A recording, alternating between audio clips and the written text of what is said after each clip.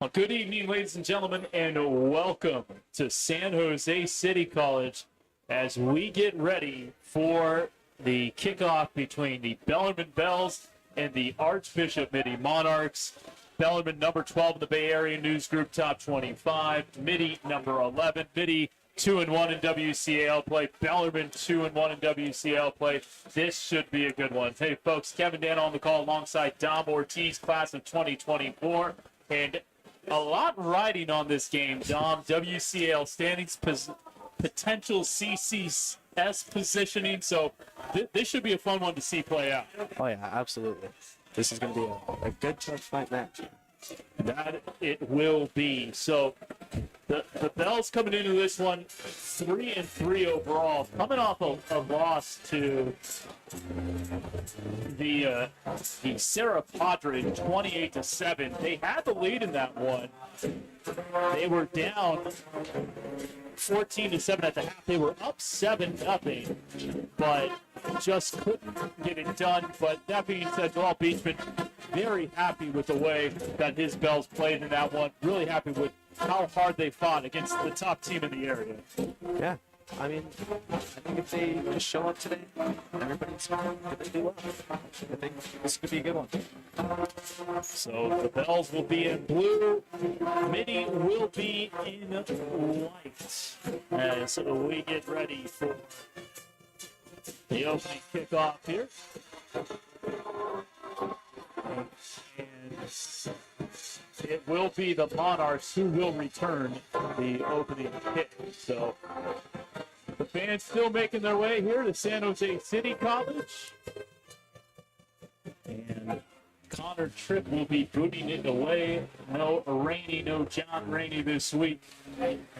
He is unavailable, and the Monarchs have Steven Anaya back deep, number 27, and Danny Scudero. Watch out for Scudero, the Sacramento State commit, number 10. He is a ton of fun to watch.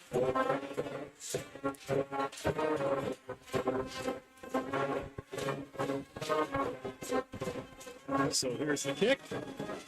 And we are underway. That will reach the end zone, so it'll be a touchback. 1st and 10 from the 20 coming up here for Mitty.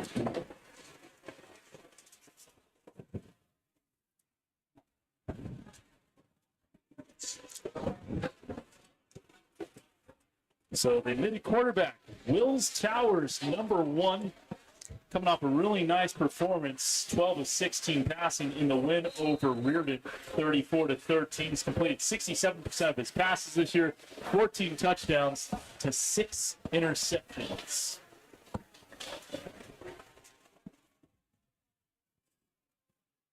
Lined up alongside him in the backfield, Justice Torvalu, number 18.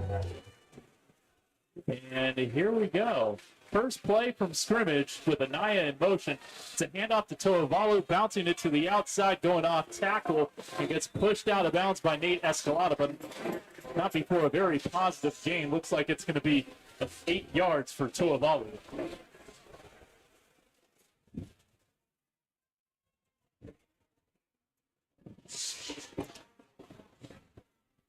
So that'll bring up a 2nd and 2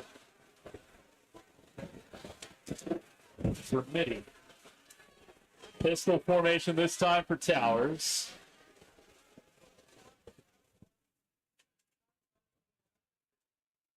Towers back to pass. Has Scudero for the first down. Gets tackled after a gain of about 9. That'll move the chains. Christian Farias on the stop.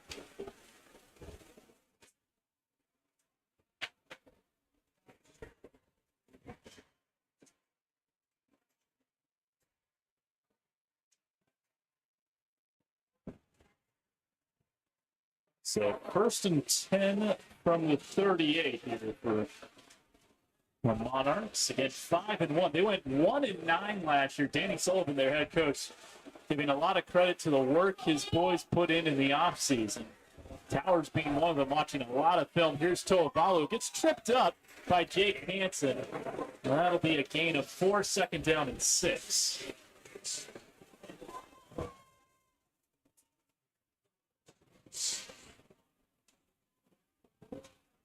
give you the Bellarmine starters as we see them. The nose tackle tonight, Noel Diaz. Also on the D-line, John Pirro and Javon Reels. The linebackers, Jacob Tatum, and we'll continue that after this snap. And, well, we won't get a snap. It'll be a false start against the Monarchs, so that'll work out.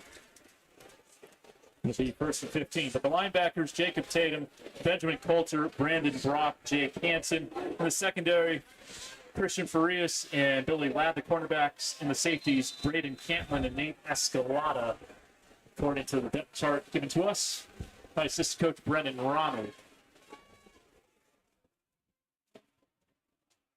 So, first penalty of the game.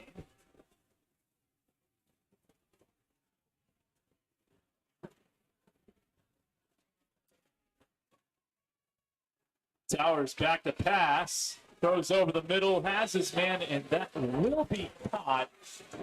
Not to the 47, so we're able to get all of that and then some. It is a 13-yard gain. And making the catch on the play for the Monarchs is number 9, Caden Allard, the tight end. Absolutely. Just looking for that open space.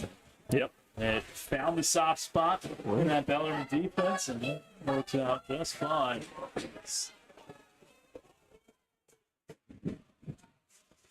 So it's 3rd and 2 for the 9-yard gain. Excuse me. Scudero forced to go negatively. He could break a lot of tackles. He's not going to escape this one, though.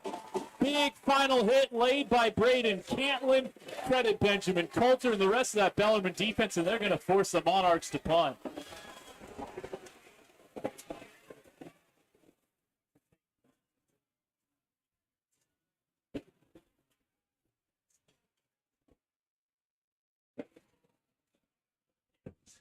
So Scudero losing 6 on that play. And now they will have to punt. It's booted away by Dylan O'Lean. Returned by Nate Escalada at the 21. Escalada gets up near the 30. Maybe a late hit coming here. Jamal Beachman certainly wants one. He won't get it, just a return of 8 yards. What'd you think? Late hit? I think so. I would think it's pretty late to me, but, you know, officials can't get out. Yep. They got a tough job, that's for sure. So O'Lean there with a 39-yard punt. Nice hit. And here comes the Bellarmine offense. An offense that looked good to start through some different formations. Joel Beachman was saying that Sarah scored on their first drive, didn't get a first down in the second or third quarters. Here's Parker Threet, the quarterback, out of the pistol. He hands it off to Riley Perron. Goes up the middle. A big gain. He's still on his feet. In the plus territory and then some. He could be gone. And he is inside the 5 and bounced out of bounds inside the 3-yard line. Finally, Anaya catches up to him. But that was a run of about 68 yards. What a play from Riley Perron. Man, just got right through that gap in the middle. Found that open space, ran to it.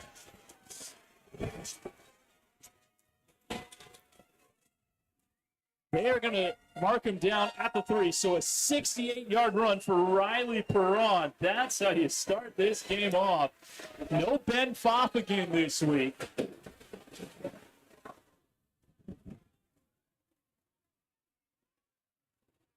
And here's Perron, takes the handoff, stays on his feet, and gets stood up at about the 2 or the 3-yard line. And then a flag comes in after the play. Maybe a late hit coming here. We'll see what they say.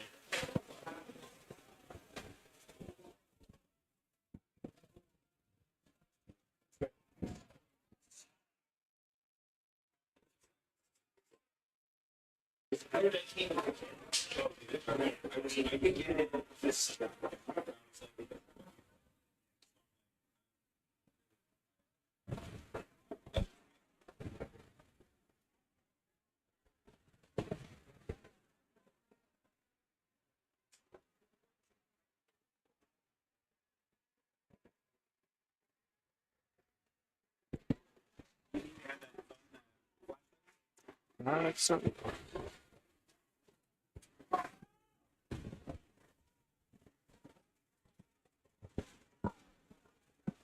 So here we go. Didn't see an official wording from the officials. They are going to say it is second and goal from the 2. Hero alongside 3. And it's a handoff to Perron again as he inches closer to the goal line, but still about 1.5 yards shy. It's a little Langan on the stop. It's going to be 3rd and goal to 2.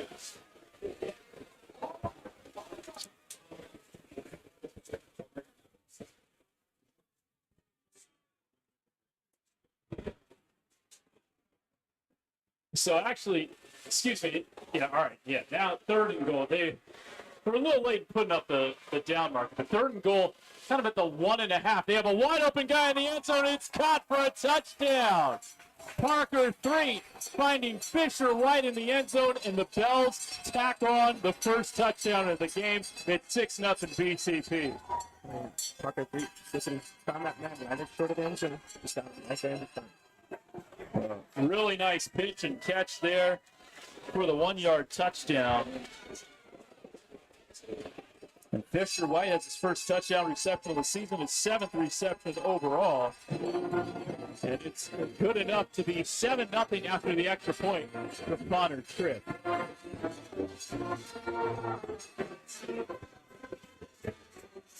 So 7:19 to go first quarter. It is 7-0 Bellarmine.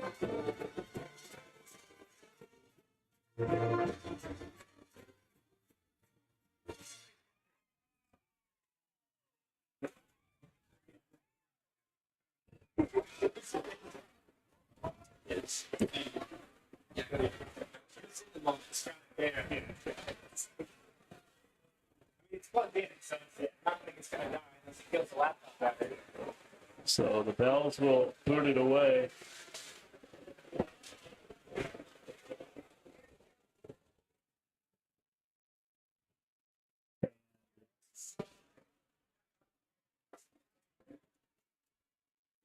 Mitty to return.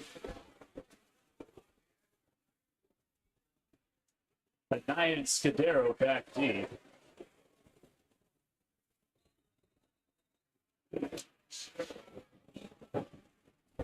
As Tripp gets ready to boot it away.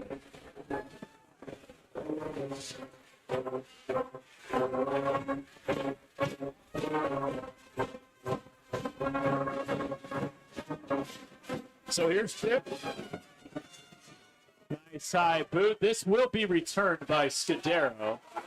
Scudero, a good return. He's off to the races and gets wrestled down by Tripp, the kicker.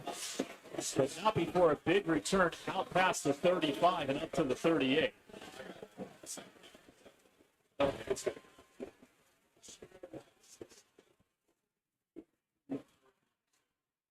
So Mitty will have good field position here.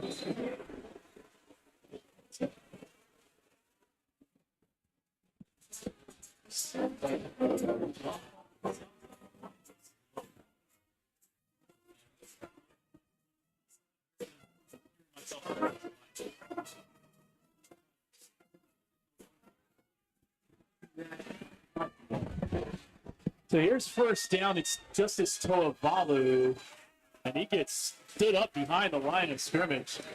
Great play on first down for this Bellarmine defense. Last guy off the pile is Jake Hansen.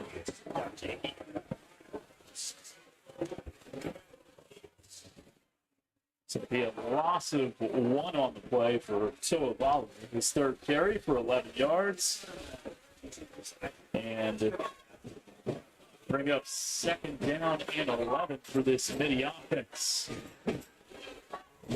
Got 1 first down on their first drive, and then got stood up. Towers out of the gun. Nice tight spiral, and he finds this man just shy of the first down.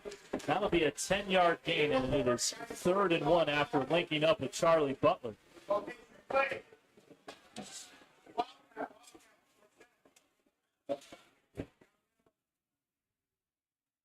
3rd and 1. And this is Scudero. Room to roam. This is a big gainer for Danny Scudero down at around the 20 where he is wrapped up by Brandon Brock. That's a gain of at least 33 yards. And Scudero showing off his skills. Absolutely. Good block there as well. Yeah, allowed him to bounce it to the outside. He will get 33 on that play as they convert on 3rd and short. Towers has found 3 different receivers to this point. And Allard, Butler, and he is also hooked up with one more. Scudero, is a low snap, and he's just going to have to fall on it. Piro makes sure he stays down, but high school football, you have a knee down, that's it. And that's going to be a big loss of 8 yards.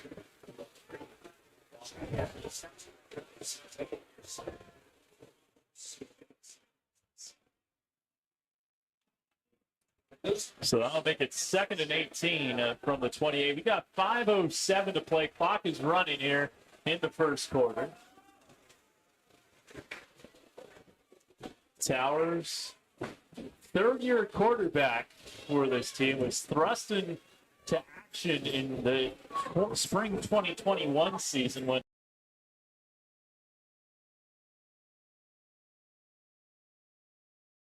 tried to gain the edge. He's pushed out by Brock. Still is a good gain of about 8 yards. That'll make it a much more manageable 3rd down, but still 3rd and 10.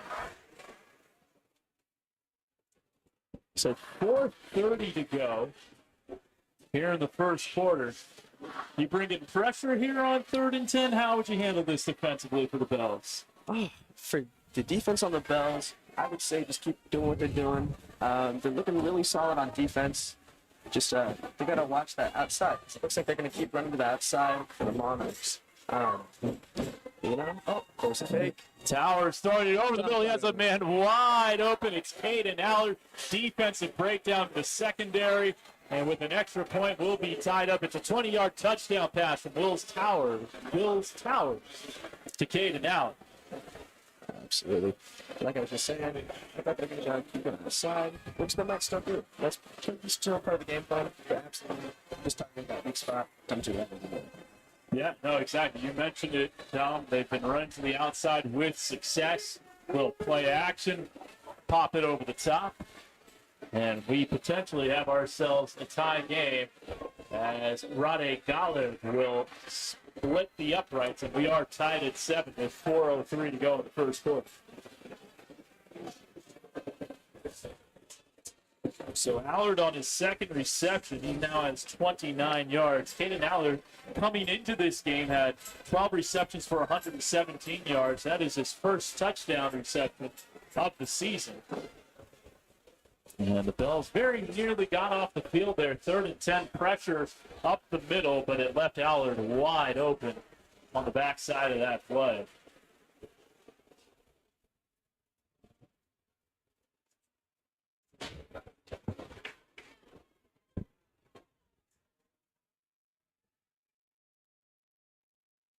So it'll be Mitty's turn to boot it away with Rade Galib. Nate Escalada back deep to return. He also has Jake Hansen alongside him. Again, they do not have Ben Foth, their star running back. No Colin Lacaraja, one of their leading receivers. No Joey Michaels. No Aiden Bojorquez. No Philip Miller either this week. No John Rainey. So a banged-up Bellarmine group. Of course, Mitty not at 100% strength either. Nobody is at this point of the year, as that is a very nice, strong boot from Rade Galib, and it'll be 1st and 10 for the Bell from the 20. All right, what'd you like about Bellarmine's first drive, and what would you like to see carry over to this drive, Dom? Well, I liked I liked how they hit all those gaps, you know. They found where the open space was, and they found it, and so they hit it. And then to get in that end zone, just looked like just cut short, right in the end zone. Just hit it right there. Boom, baby. Yeah. There it is.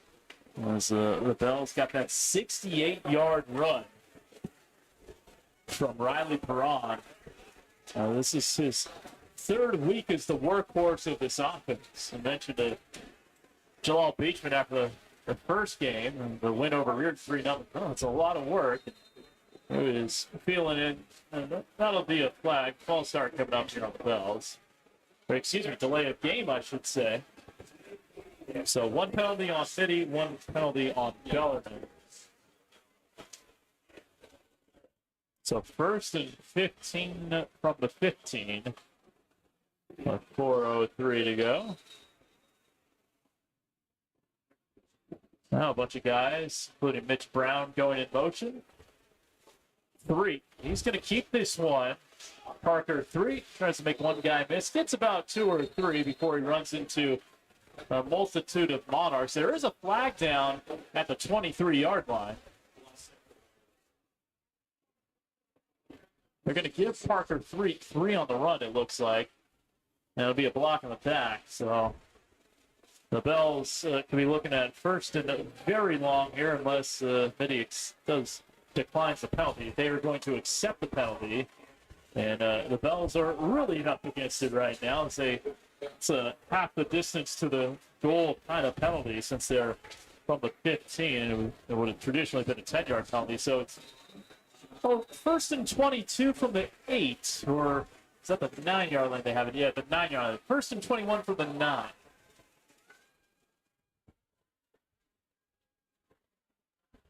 Bennett Anderson in motion. Here's Parker 3 looking downfield. He's going to take a deep shot. And that one's overthrown, overcooked it a little bit. Looking for Wilson Pimentel, who was injured last week. Pimentel had a step on the D back, but that was a few yards over his head.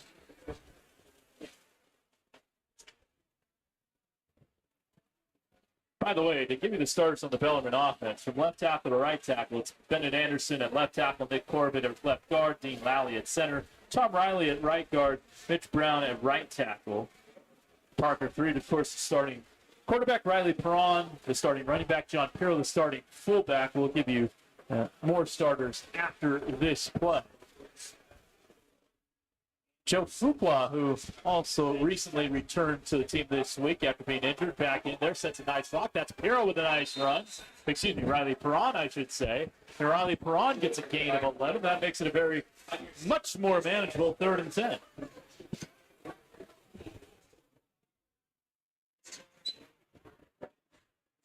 So to finish off those starters, the receivers, Wilson Pimentel, Fisher White, Sean McGuire, starting tight end, Joe Fuqua.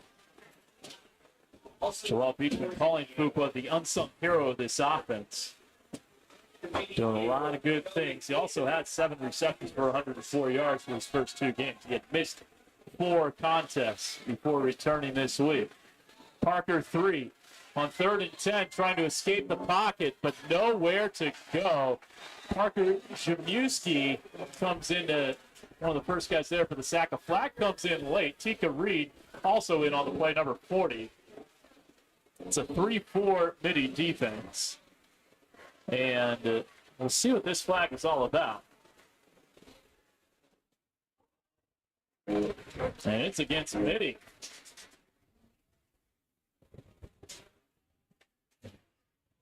And so wipe off the sack. It was 3rd and 10.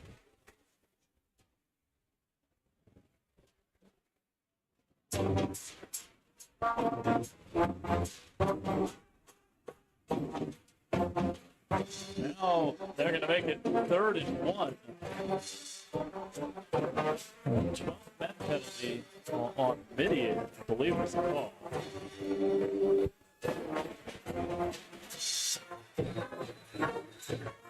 Here we go, 3rd and 1. That could be costly for the Monarchs. Well, they give it to Perron. Will it be some Parker magic here? Parker's going to toss it to Perron. Riley has the first down. He got it.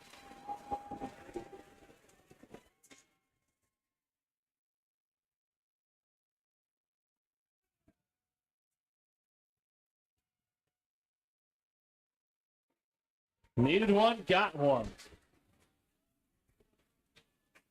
And Tom, we'll see just how costly that Mitty penalty turns out to be. Yeah, I mean, march it. I mean, come on.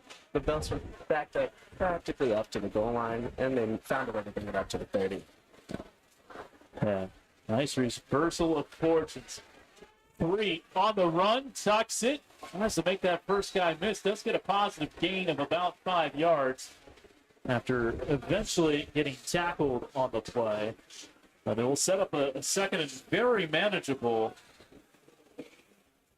As they're going to spot that at the 35, 36 yard line. James Sirapope, the outside linebacker, making the stop.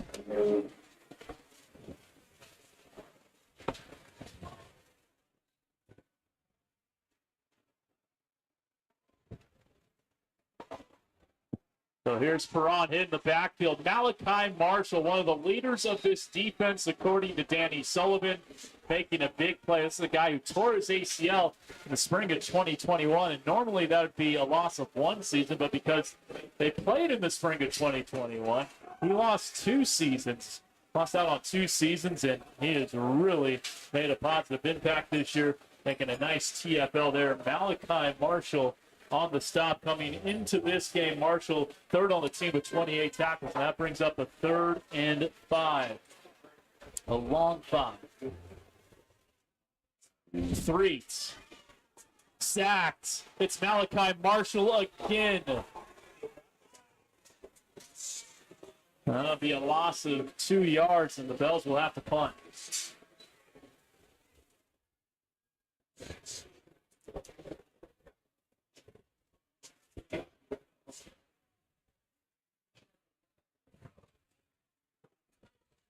So that'll go down as the first sack of the season or 3rd sack of the season, I should say, for Malachi Marshall, the middle linebacker.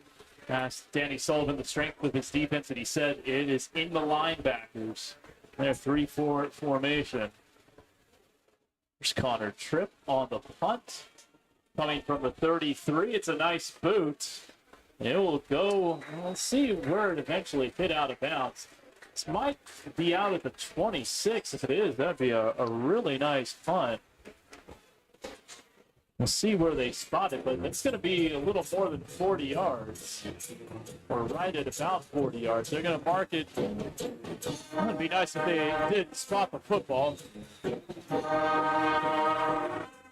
It's going to be about a 40-yard punt, maybe 39. They're standing at the 28 or so, but that was the end of the first quarter. So we'll take a break. It is 7-7. Mitty and Bellarmine here on the Bellarmine Sports YouTube page.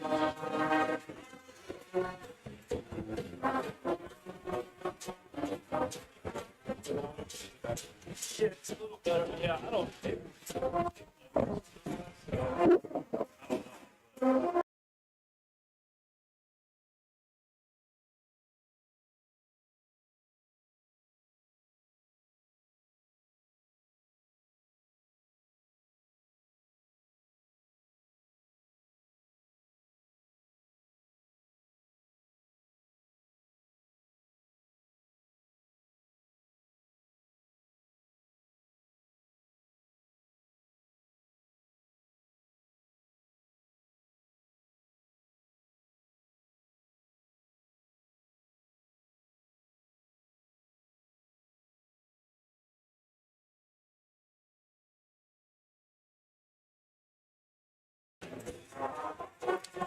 All right, getting ready to start the second quarter. It turned out to be a 38-yard play. 1st and 10 from the 29. Willis Towers looking deep. And this one way too far over the head of Ben Kim, one of his top receivers. Billy Ladd with him step for step. Now bring up 2nd and 10.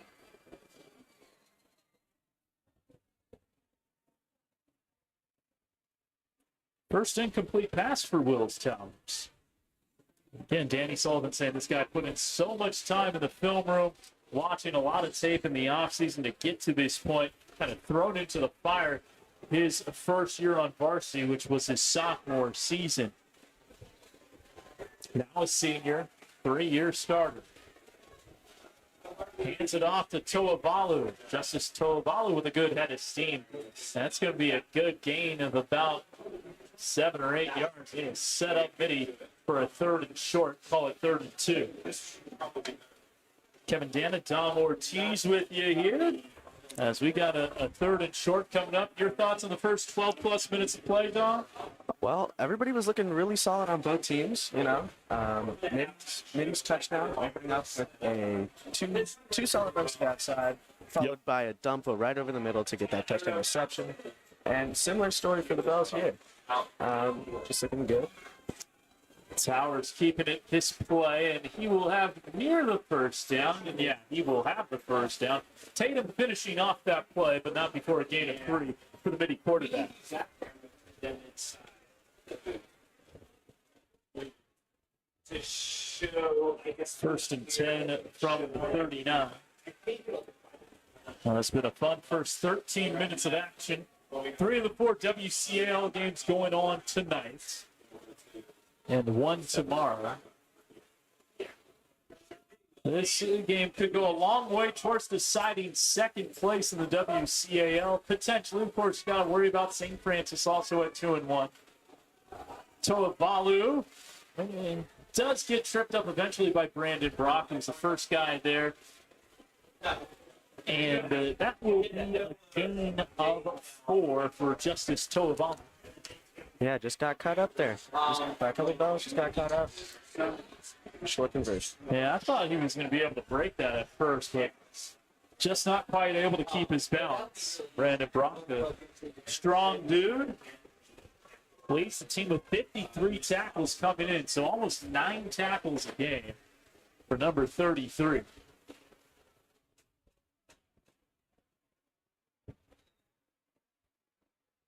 And I believe a timeout has been called. Yep, by Mitty. So 9:56 to go first half. Bellarmine 7, Mitty 7. It'll be 2nd and 6 from the 43 when we return to action.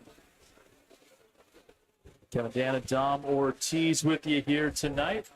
Stay tuned for the Hot Take Central halftime report. It's coming up at the half.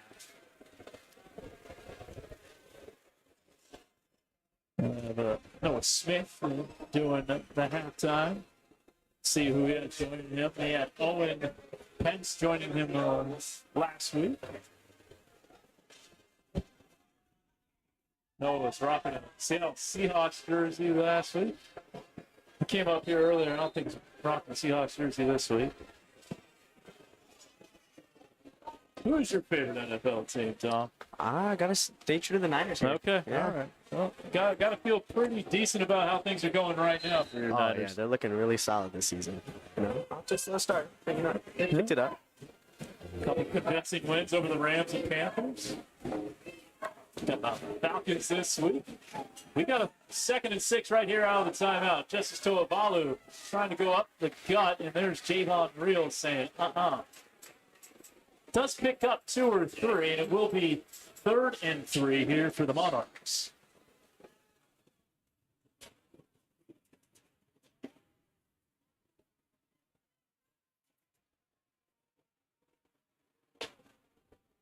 Ball at the 46. There's San Jose City College, home of the San Jose City College Jaguars. Towers has his man. It's a first down. Ben Kidd makes a man miss, stays on his feet and nearly housed it. Just got tripped up, but a big gainer on 3rd and short, and Mitty's in business. Oh, yeah, barely being able to just break that tackle there, just get caught up by a second maybe. It's a 27-yard gain on 3rd and 3. As Kim has his first grab of the game. Been a reliable receiver all year long. Kim coming in this game with 22 grabs for 376 yards, so he's north of 400 on the season now. As Towers has it 1st and 10 for the 27 of Bellarmine. Mitty looking to take the lead here. Handoff. And Connor Elliott does get some good positive yards before he gets met by Coulter and crew. Brandon Brock in the middle of it, as well as Escalada and Cantlin. See where they spot the football. It does look like we'll have a 2nd and 7 coming up.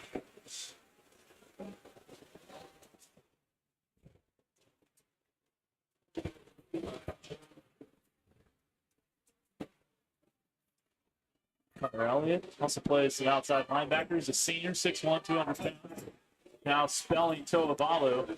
Screen toss out to Kim. Makes the grab.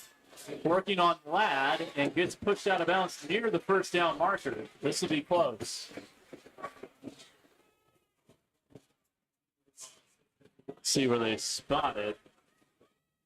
Is going to be a yard short, so a gain of 6.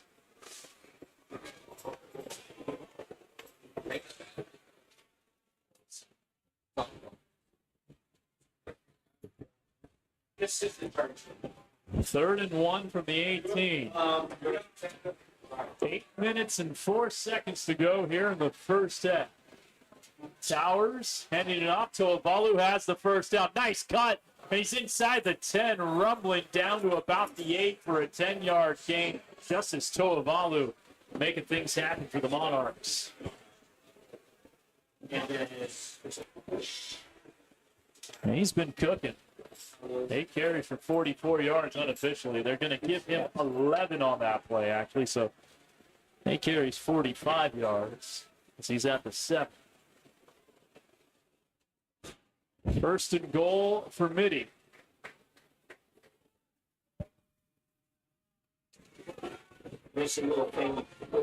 Two-back set. Malachi Marshall in there as well. Towers will keep it. Towers hit by Javon Reels. Jacob Tatum squirms his way inside the 5 for a gain of 3.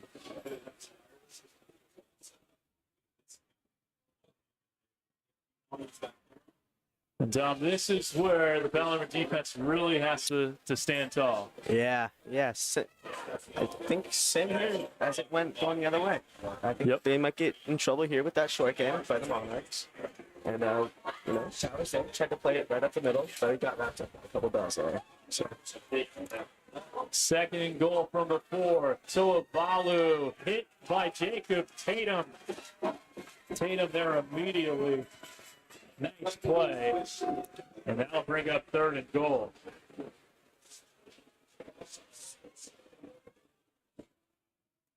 No gain on the play. Big play coming up right here.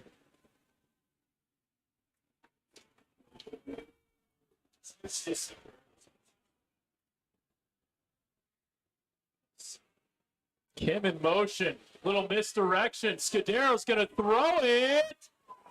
And it's incomplete. Towers did not come down with it inbounds. Ooh, trick play. The wide receiver toss. Scudero looking for the quarterback. Towers. And it'll be 4th and goal. And they'll bring out Rade Gallup to attempt the field goal. Oh, yeah, that play there looked really solid. Just miscommunication on their part. But it did also look like a Bellarmine Bell did have a pitch Towers out the way. Just not enough on Towers' part.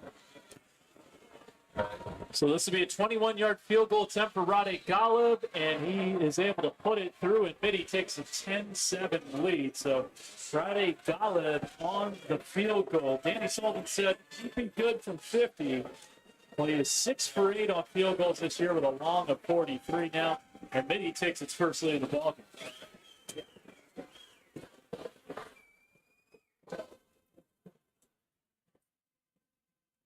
So 6:07 to go here in the first half.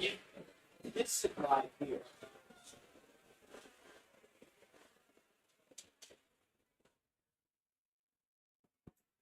So like right now you show. What do you want to see from the Bells out of this drive, John? I think their passing looked pretty solid overall. The running, they could hit that outside again. That outside run seems to be pretty productive when it comes to getting some solid yards. So looking for more of that. Let's hope not too many sacks against. Hope some more solid defense on that offensive line there. Let's see if they're able to produce as much here on this drive. 6:07 to go, second quarter. As Rade Gallup will boot it away.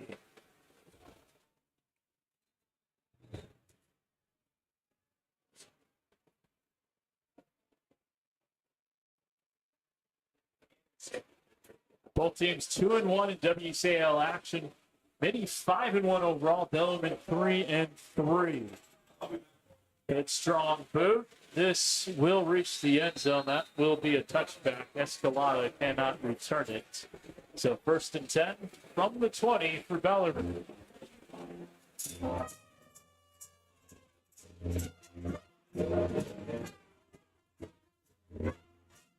Let's talk with Joel Beachman about the importance of this game.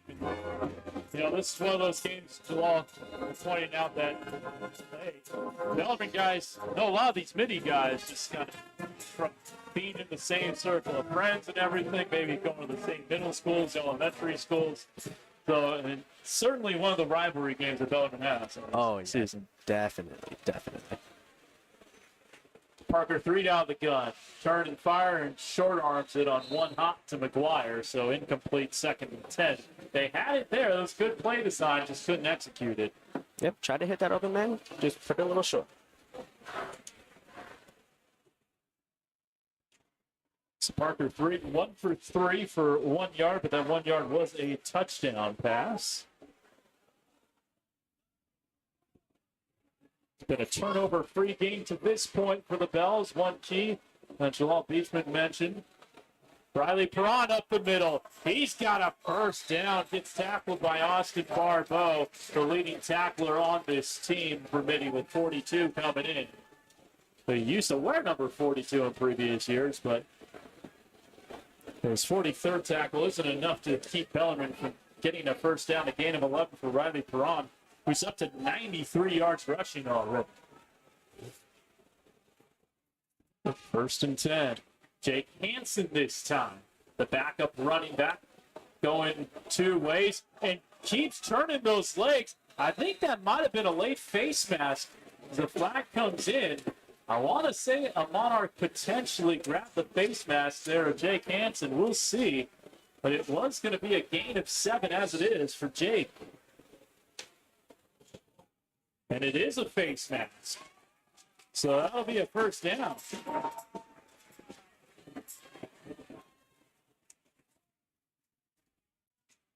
So the 15-yard penalty, Bellarmine will have the football at the 47-yard line of Mitty.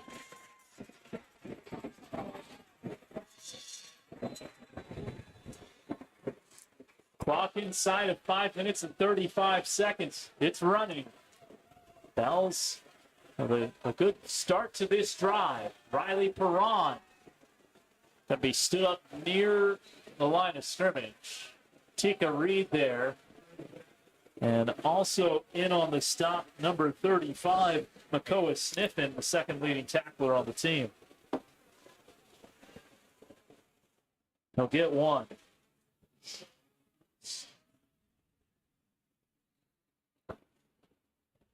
It has been almost exclusively on the ground for Bellarmine, save for 1 yard, which happened to be a touchdown. 2nd and 9 from the 46 of Mitty. Another run. It's Riley Perron, a big gainer. Takes it inside the 40 before he is helped to the ground by Drayton Johnson. That'll be a gain of 7, and it's a 3rd and 2. And he's past the 100-yard mark. Unofficially 101 yards. Or is this 4-down territory in your eyes? Say that one more time, 4th down? Is this 4-down territory? It's 3rd and 2 right now. I wouldn't say so for the Bells. I mean, we've seen it here already. Looks like they might feed it to Prawn again one more time to get that short yard, get that first down.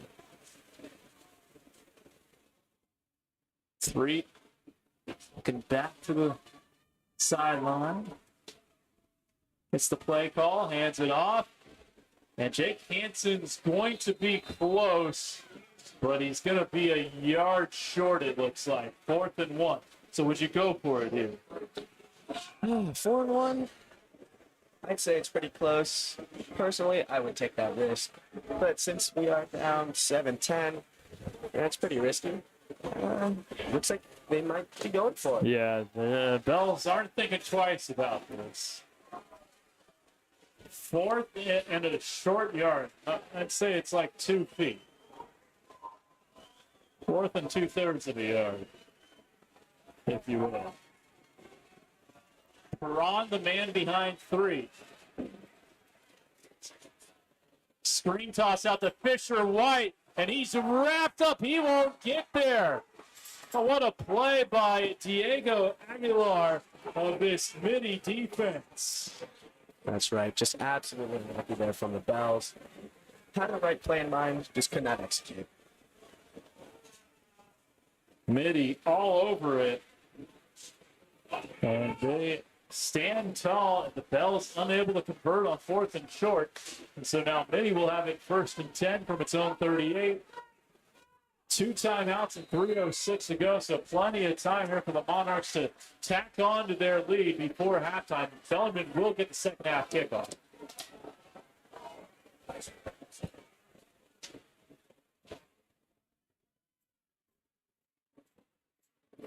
Wills Towers out of the pistol. Hand off to Toavalu, and he's going to get 1 or 2 before a bevy of Bells send him down. John Pirro, Jake Hansen, and Jacob Tatum limping a little bit after that play. It'll be a gain of 2.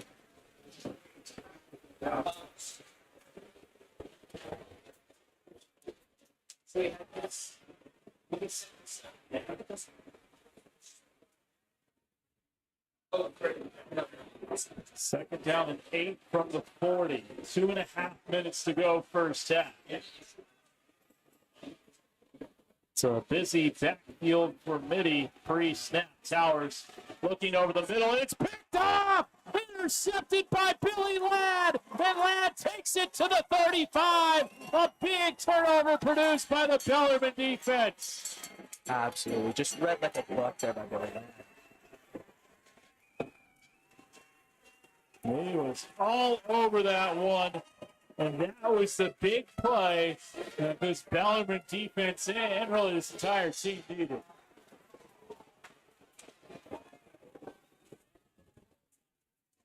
There is a flag down after the play, unsportsmanlike conduct on Bellarmine.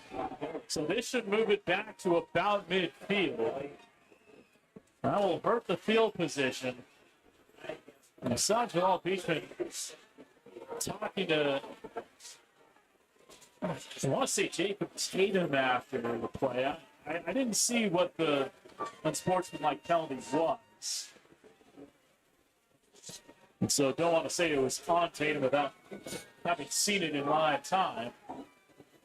I saw something different on the stream, but Joel wasn't happy with someone on that play. That being said, sure, he's happy with the interception. Billy Ladd, monster play with the pick. 1st and 10 from the 50. Bells with all 3 of their timeouts and 2:16 left on the first half clock.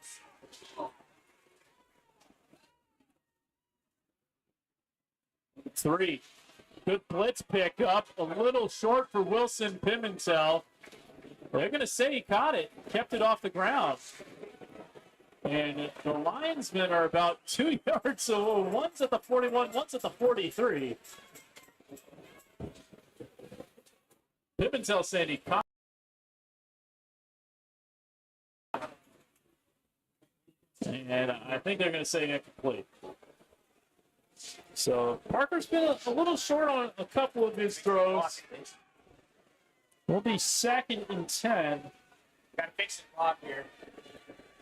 2:02. So 20 on the clock. 20 on the clock. So 2:20 on the 20. they want to put 2:20 on the clock. Right now it says 1:44, and they do move it up to 2:20. It's pretty sure that drive started with 2:16. They gained 4 seconds. What do you know?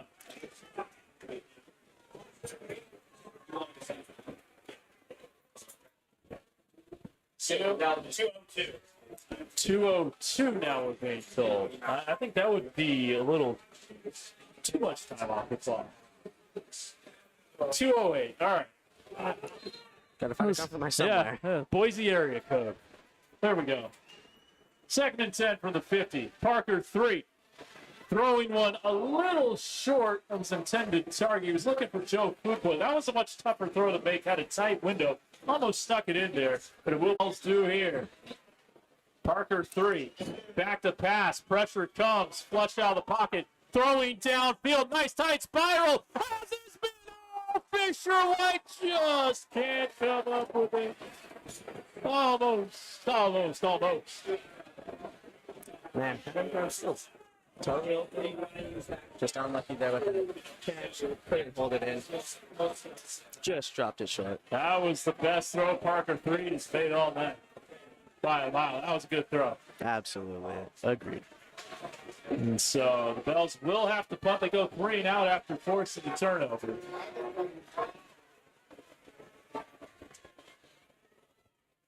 And maybe if there was no unsportsmanlike penalty, maybe they think about going for it on 4th and 10 from the 35, but certainly not from midfield. Connor Tripp will pin him deep. Great punt. And that'll be fair caught at around the 10-yard line. It'll be a 40-yard punt, no return. Perfectly done by Connor Tripp there.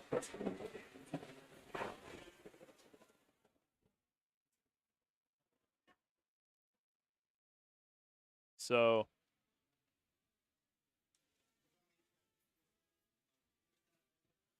1:49 to go in the second quarter.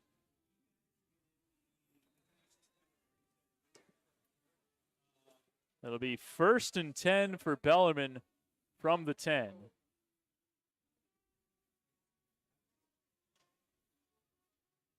First and 10, Mitty from the 10, excuse me. Wills Towers with a screen toss out to Ben Kim. He's forced out of bounds north of the 15. They'll give him the 17 for a 7-yard gain. There we go. Monarchs hitting that outside again. Just going to try to look for that outside. Looks like they produced pretty well by hitting that outside gap. You know, looks like they might keep trying to go there.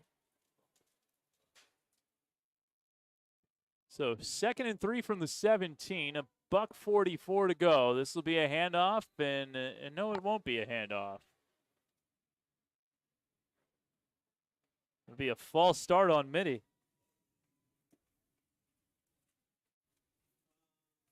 Third penalty by our count against the Monarchs, going for 19 yards. So 2nd and 8 from the 12.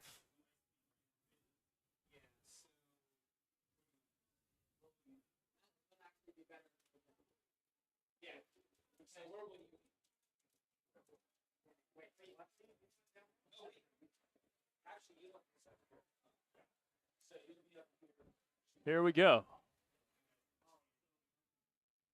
Towers handing it off.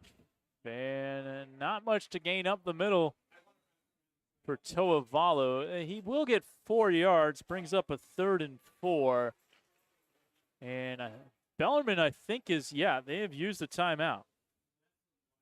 So they still have 2 timeouts remaining. And if they can get a stop here, use another timeout, still have one timeout and about $1:30 to go. So plenty of time if Bellarmine can get their defense off the field on this play. Plenty of time to get a game-tying or game lead-taking drive. Oh, yeah, absolutely.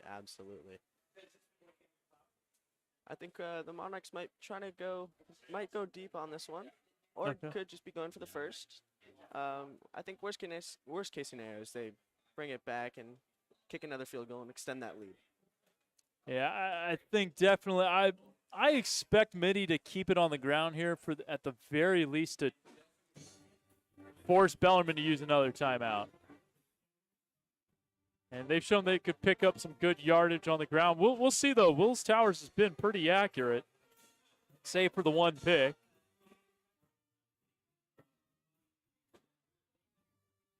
See how aggressive Danny Sullivan wants to be. Former high school and college quarterback himself at Los Gatos High before quarterbacking the Arizona State Sun Devils. In his 3rd year at the helm. Good friends with Jalal Beachman. Screen toss. Kim has nowhere to go. Billy Ladd read that perfectly. So it is kind of a safe toss just to keep the clock moving, force them to use the timeout.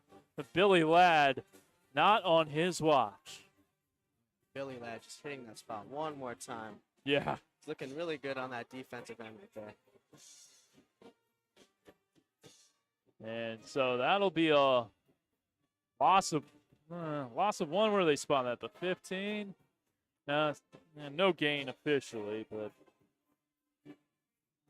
the Bells still have one timeout. 1:25 to go here in the second quarter.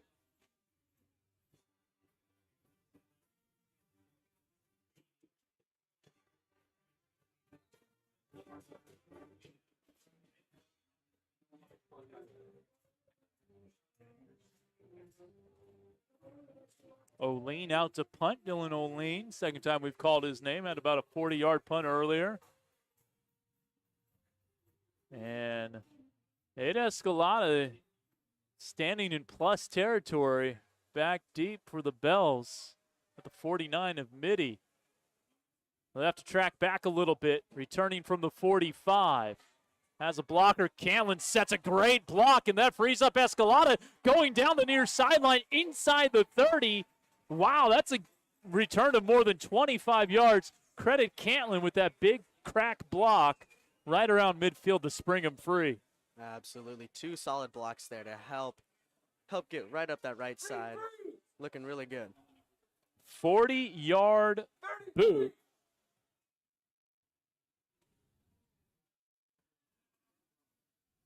And a return of, what was that, 27 yards? It's 1st and 10 from the 28.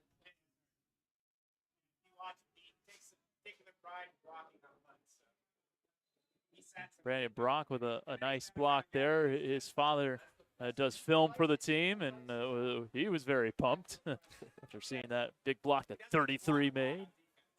His father up with us here in the broadcast booth. 1st and 10 from the 28. Parker 3. Looking far side, and that one's incomplete. Little off target, looking for McGuire. So 2nd and 10.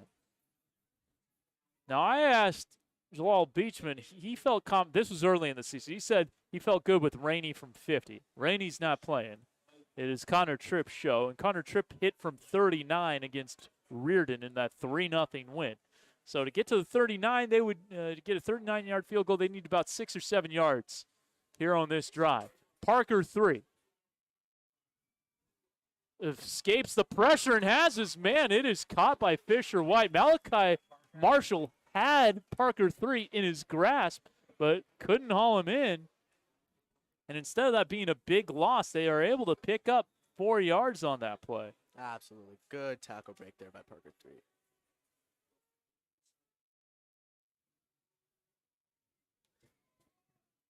So 3rd and 6 from the 24.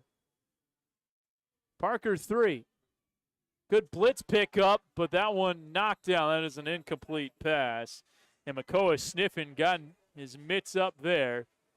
And 4th and 6, and they're going to send Connor Tripp out to attempt what looks like will be a 41 or 42-yard field goal, depending on where they spot this thing.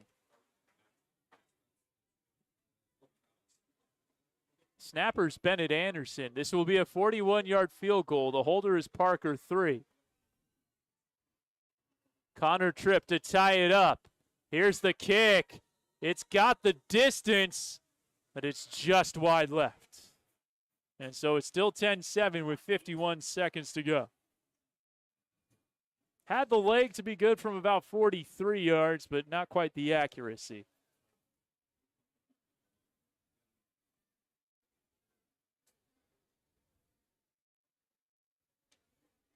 So again, at the half, stay tuned for the Hot Take Central halftime report. That's coming up next. And 51 seconds of game time. We got Noah and Owen here to talk shop. Good vibes for Owen. I like the jersey.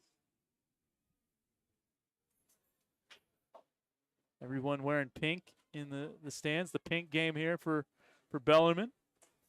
Part of Breast Cancer Awareness Month. So 1st and 10 from the 20 for Mitty. Towers play action. Throwing far side. Has a Nio. Gets rocked by Tatum. But it'll be a 14-yard gain. Clock stops after a first down. 44 seconds to go. Mitty does have 2 timeouts.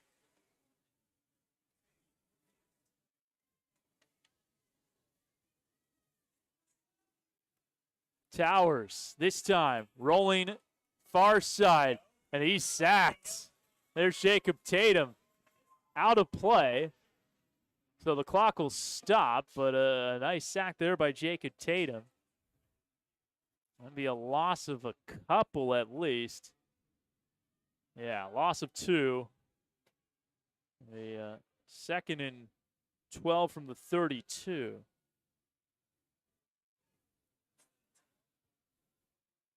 "32 seconds to go.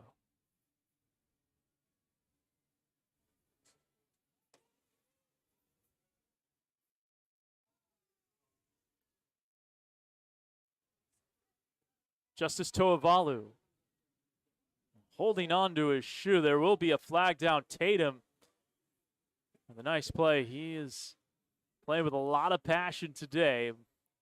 This will be a hold on Mitty, and that's almost certainly one you accept. Back them up 10 yards, make life even tougher for them. It'll be 2nd and 22 with 31 seconds to go. Oh, yeah. Monarchs here have been really unlucky with these penalties, just marching them back every single time. Just looking a little tough there. Ball placed at the 24. They need the 44, so it's 2nd and 20. Officially an 8-yard penalty.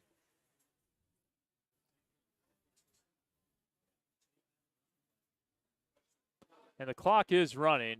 Probably just going to get off one more play here before the half. See if they can hit a home run. Or maybe they don't even snap it. Flag is down before the clock hit 0.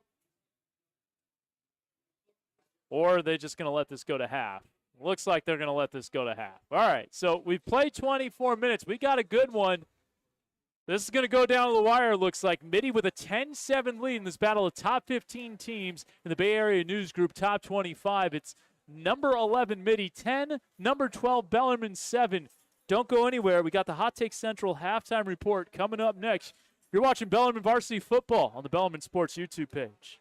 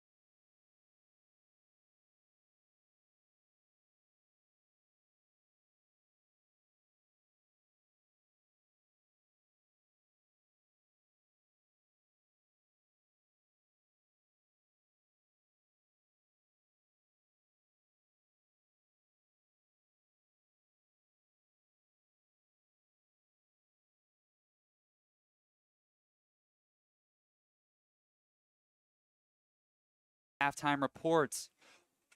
We're Hot Take Central. We have some boys down here. This is Owen. I'm Noah. That's Jude down there in the stands. Hopefully you're going to see us all tonight. We don't really know how it's going to go. Hot Take Central started as a podcast freshman year for us. So, we're just hanging out, having fun, calling some football games, huh? Yeah. My name's Owen Pence. I'm a junior at Bellarmine, and I started doing this around a year and a half ago, maybe just a year ago. But my first broadcast in the booth was last week. I thought it went pretty well. We killed it. Yeah. So let's just jump right into it. So what are your thoughts on the Bellarmine defense so far? I mean, defense has been, despite a couple big Mitty plays, we feel pretty good. They've been, Mitty's going to score. I know that there's been some things about them playing some minor opponents, but they're going to score, and I think our defense has been playing pretty well. I think minus 1 or 2 big plays, so I feel good. How about you? I would completely agree with that. I think Mitty has a lot stronger team than they did in years past. Yeah, maybe they have an easier schedule, but they have beat top teams such as Sacred Heart Cathedral, etc. So I think that, their offense is showing up pretty well. I also think Bellarmine defense is showing up well, though. We saw Billy Ladd, number 30, have a great interception kind of towards the end of that second quarter. Billy is playing great today. Yeah, I know. Multiple, his name comes up so many times. It's impressive. Yeah. So he had a great interception. Unfortunately, the Bells offense wasn't capitalize on that. But I think overall, I think Bellarmine has done a very good job with holding their own, especially at the line of scrimmage. There was a drive or a series from Mitty where they got all the way down to the goal line, and Bellarmine was able to stop them and force a field goal. So I think the difference between 3 and 7 points in this game is super crucial, and I think it's going to come down to offense and defense. So yep. All right, we're going to send it down to our man in the stands and hopefully bring us up to talk some more shop. All right, we're going to send it down to you guys. All right.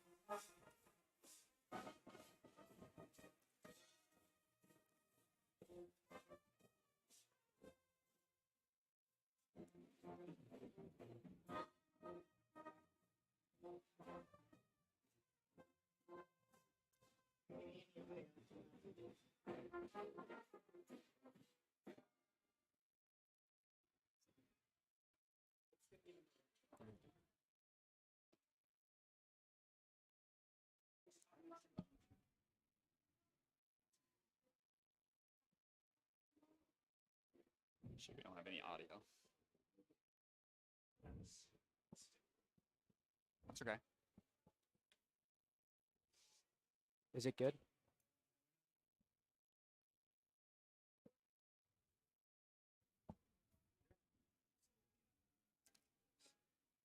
Maybe turn it up.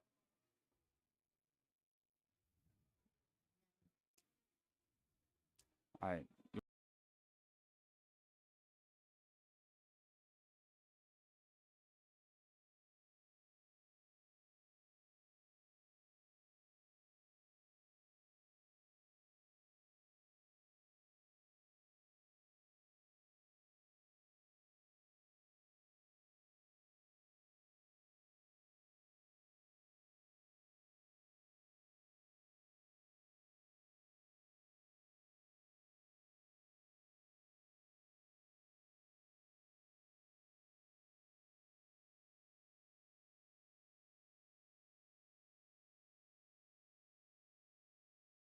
Try to get you back down. Perfect. All right. Hit me.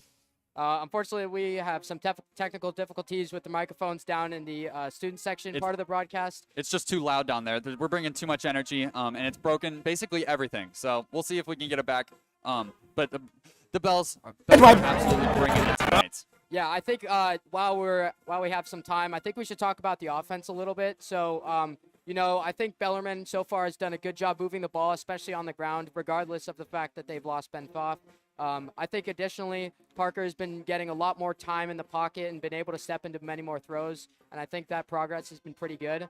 So I think it's just a matter of whether the receivers can catch the ball. We've had a couple good throws from both of them, or a couple good throws from Parker, and I think that now it's on the receivers. They just have to catch the ball. For sure. I'm with you. We have, Mitty has kind of built up a reputation. They played Palma, Mountain View, and Santa Teresa. And Santa Teresa, just so you know, is ranked 338th. Testing 1, 2, 3.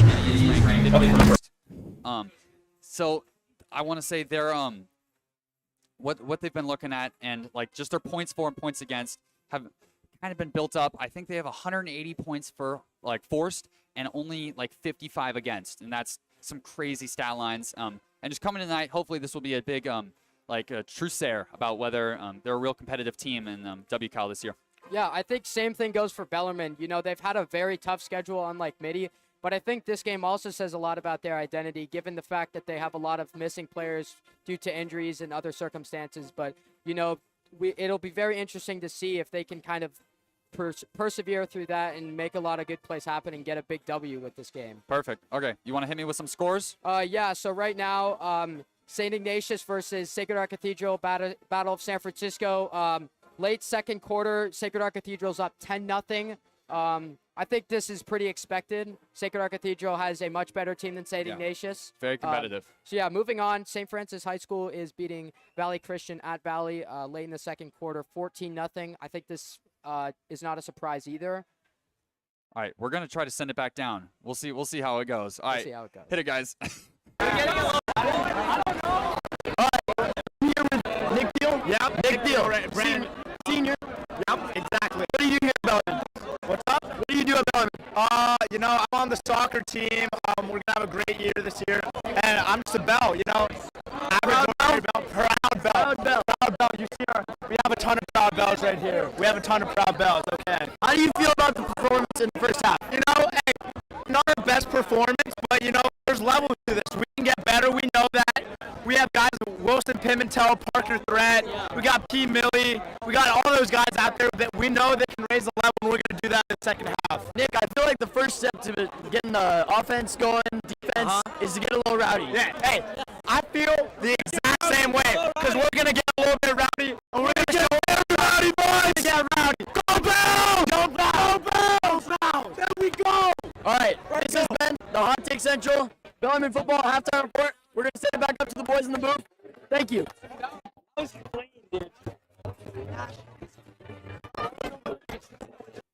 We good? I think we're good. I think we're good. Yeah, we're proud to give you some coverage of the student section. We know it was pretty difficult, but we hope you enjoyed it. We want to say many thanks to Mr. Lindemann, Mr. Kevin Dana, and of course Andrew Enriquez for helping us produce this broadcast. There's a lot of work going on behind you. A lot of people running up down the bleachers, so we want to thank everyone. We appreciate it a lot. Hopefully see you at the next home game back up here in the booth. Yeah, thank you for listening to the Hot Take Central Halftime Report. It's found where all podcasts can be found. Go Bells. Go Bells. Go.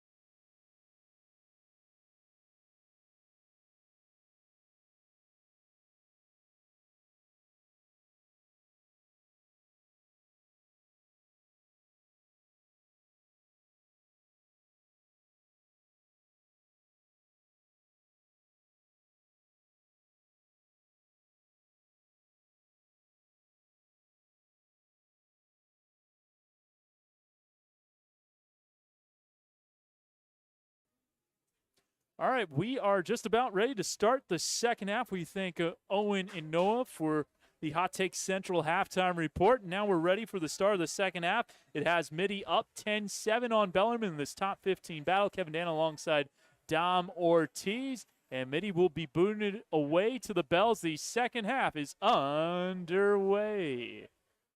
And, man, Golub's got a boot on him, that's for sure.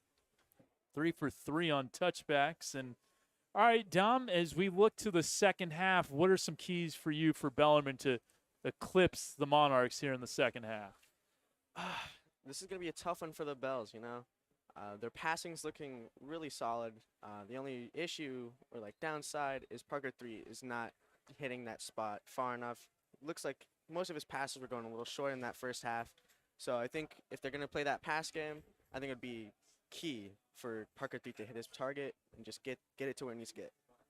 And Parker 3, by our count, in the first half, 3 for 8 for 5 yards. Does have a touchdown pass. And a screen toss, that would be good to get him going. Fisher White. And a flag is down at the 25 as Fisher White was able to get out past the 25. A gain of about 7, but this might be coming back. We'll see.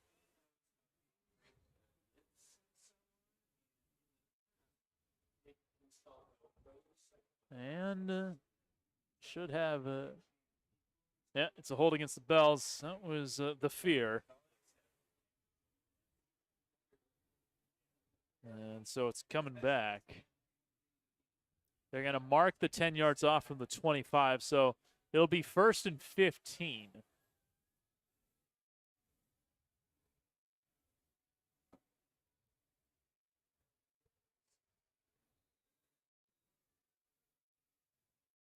Actually, from the 14, so 1st and 16. Empty set here. 5 receivers, including John Pirro. Now a motion back into the backfield. Perron, the deep guy, takes the handoff, and Riley Perron is tripped up after a gain of about 3. Connor Elliott on the stop for the Monarchs. Riley Perron over 10 yards per carry. Sorry, go ahead, Dom. Oh, no. Go ahead. You can take it away. But I think what you were going to say here is Perron was carrying it roughly about 10 per carry. Yep. Yeah, just about. That's standing numbers there. Yeah, he buoyed by a 68-yard run on his first toe to the rock. Got 11:20 to go in the third quarter. And a 2nd and 13 coming up from the 17. 5 wide again, and now they will motion back with Jake Hansen in the backfield. Play action. Parker 3 gets hit and tries to connect with Fuqua. Nearly gets picked off by Barbeau. And that'll bring up 3rd down and 13. Bell's almost able to get that catch, even though it almost got picked off. Barely got it tipped. Bell's almost came under it, just not the right spot. Barbeau, one of the top receivers on this team. Defensive backs, I should say. And Jalal Beachman knows the way how hard they played against Sarah. If they bring that focus and dedication to every game, they're going to be in every game. And they're in this one with Mitty. 3rd down and 13. Parker 3. Lofton a deep one. Way too strong for Pimentel. And I think that throw kind of faked everyone out. Not only Pimentel, but the defensive back covering him and Quincy Springs, as he kind of stopped as well. And if he had kind of kept his stride, maybe he's able to pick that one off. But it is 4th and 13, and because of that penalty on 1st down, really kind of set Bellarmine behind the chains, and they do have to punt here. With 10:56 to go, it is a 3-and-out.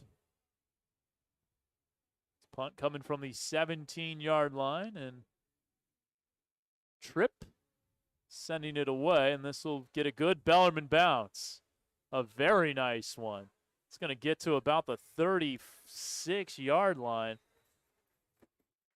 A 47-yard punt, no return. Nicely done. So you flip the field a little bit, and now it's on this Bellarmine defense again. There's a lot of home run hitters on this Mitty offense. Scudero, Kim, Wills Towers can air it out. So one play could make this a two-score game. Especially got to keep your eyes on number 10 and number 3 in the pass game. Toavalu's been a nice, solid runner all night long for the Monarchs.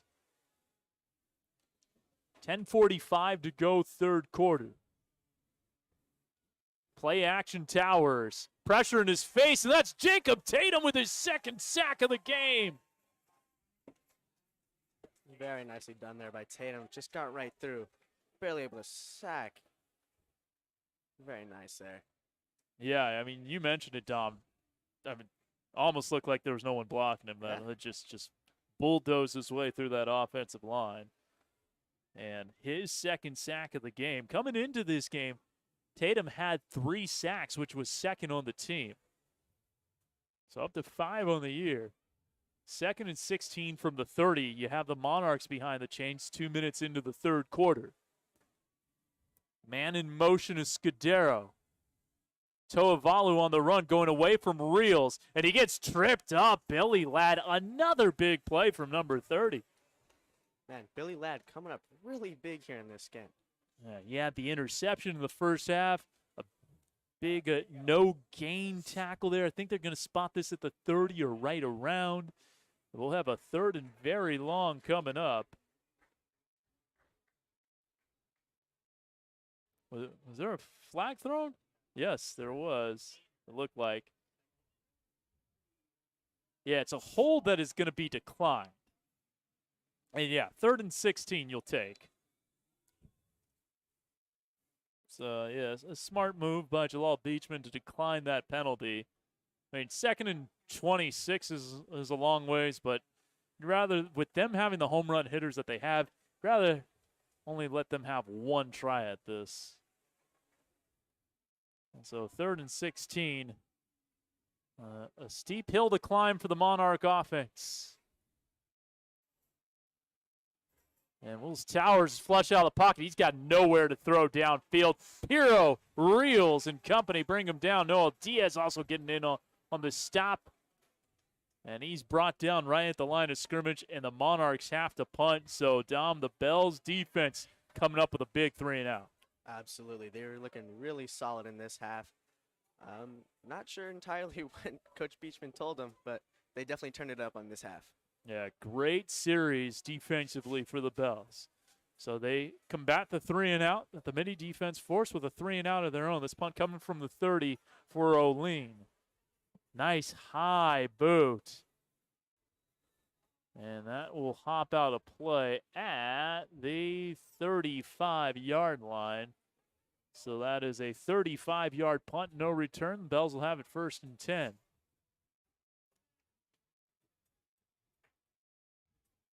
So it looked like it was going to be a promising start to the drive last time. The screen toss out to Fisher White, but there was a hold on the play. That made it 1st and 16, and the Bells were never able to recover. So playing penalty-free to start this drive will be key. Pimentel, the receiver, out to the near side. Couple of guys, one guy in the backfield alongside 3. That's Riley Perron. The wingback, or tight end, in Fuqua.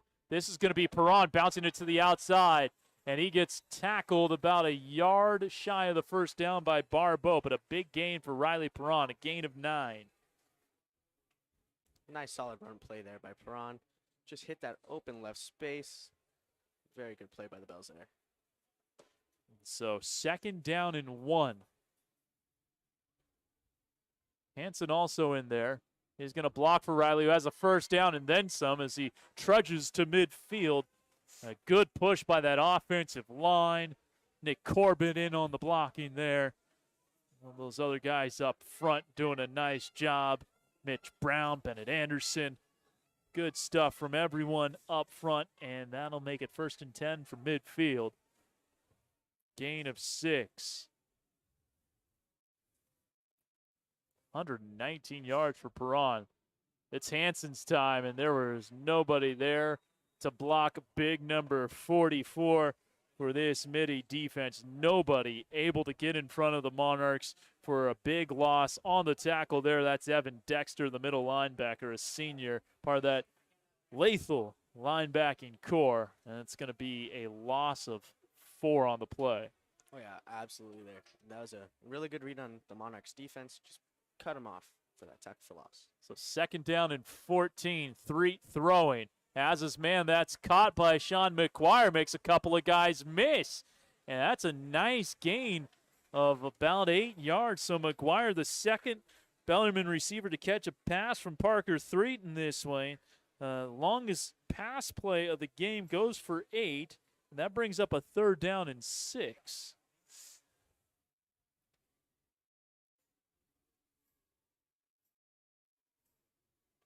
So big play here for this Bellarmine offense.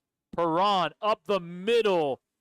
Keeps those legs churning, and I think with him picking up 4 yards here on 4th and 2, I imagine the Bells are going for this. I don't think you run it on that play, get that much, get that many yards if you're not thinking about going for it on 4th down. And yeah, the Bells are going for it. 4th and 2 from the 42. Big play here. Threat. Flushed out. It evades one tackle and then throws it away. And that's going to be intentional. Grounding. Loss of down. Either way you look at it, the Bells turned it over on downs and just tried to extend the play as long as Parker could. But this will be 1st and 10, Mitty.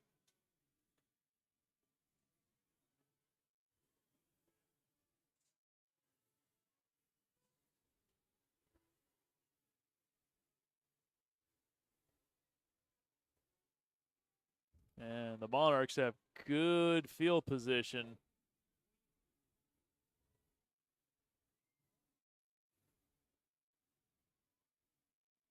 First and 10 after the penalty yard from the Bellarmine 47.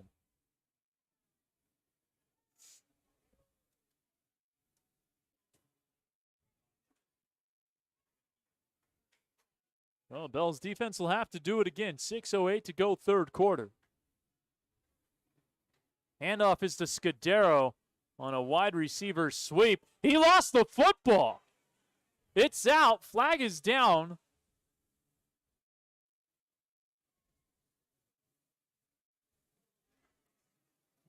It's a block in the back on Mitty.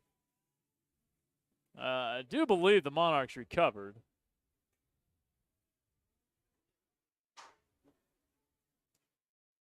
And it's 10 yards from the spot of the foul, and the spot of the foul was 4 yards behind the line of scrimmage. So this is going to be like 1st and 24. Man, again, these penalties are really hurting these Monarchs here. Yeah. Hurting both sides, really. Yeah, this has not been a clean game. Both teams, by my count, with 5 penalties. I could have missed 1 or 2 as well. But yet, they need the 37 of Bellarmine. They're at the 39. So 1st and 24 for the Monarchs.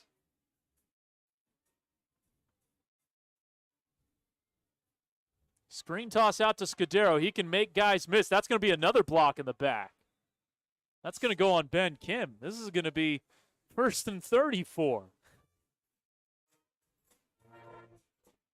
Yeah, this one was pretty obvious. Yep. I mean, you think they would learn after the first 2 times. Yeah. Yeah, this is let's see where they're going to mark the I think the block in the back came at the 40, they're saying, so or the 41. So they're going to move this back to the 30-yard line? Let's see, where do they spot it? The 30? And so now it's going to be 1st and 33.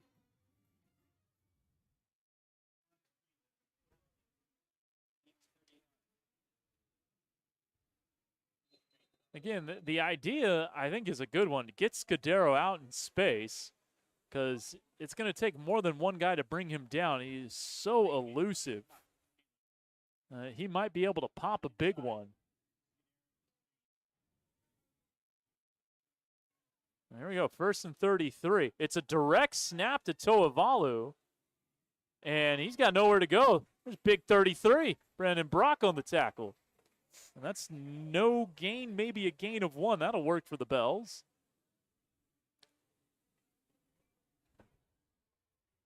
And this Bells defense is really coming up huge in the second Yeah. half. So 2nd and 32 from the 31. They try to catch the Bells off guard with the direct snap to Toavalu. They hand it to Scudero. And tries to gain the edge, and it's just there's nowhere to go. Brock is there, had some help from some teammates as well. Braden Cantlin came in. Cantlin's had that's Nate Escalada. The 5 was kind of bunched up, almost looked like an 8. So forgive me there, but that was Nate Escalada. He's getting recruited by Hawaii. That's a loss of 3. So this is 3rd and 36.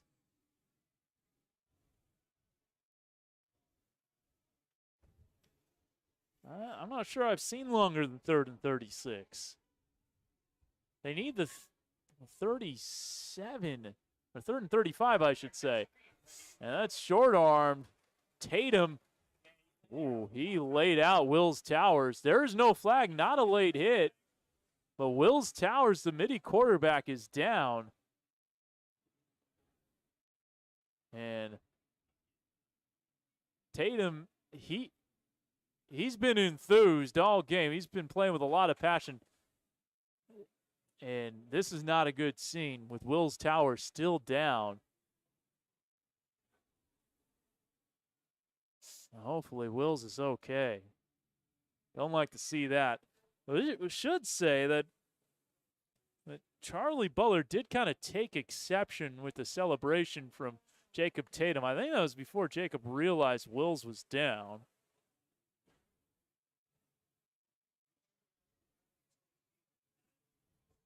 But this would be a huge loss for Mitty if Towers is unable to go. And I'll admit, I don't know if you saw it, Don, but my attention had turned towards Butler, who was trying to receive the screen toss. And so I didn't quite see the hit on Tatum. Yeah, I'm in a very similar case as you. I was actually watching downfield, not towards Towers, but it's very, very unfortunate to see any quarterback go down in this situation. So, yeah, we definitely just hope nothing but the best for Wills. He's been a lot of fun to watch. Danny Sullivan, the head coach of Mitty, has talked about all the time in the offseason he put in the film room, just watching tape, trying to figure out WCAL defenses. He's done a great job. They're getting him to his feet now. Couldn't tell you what the issue is with Wills. He is walking gingerly, but he is walking under his own power, so that is good to see.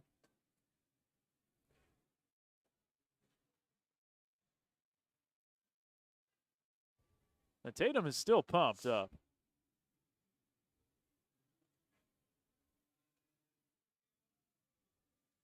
So 4th and a mile.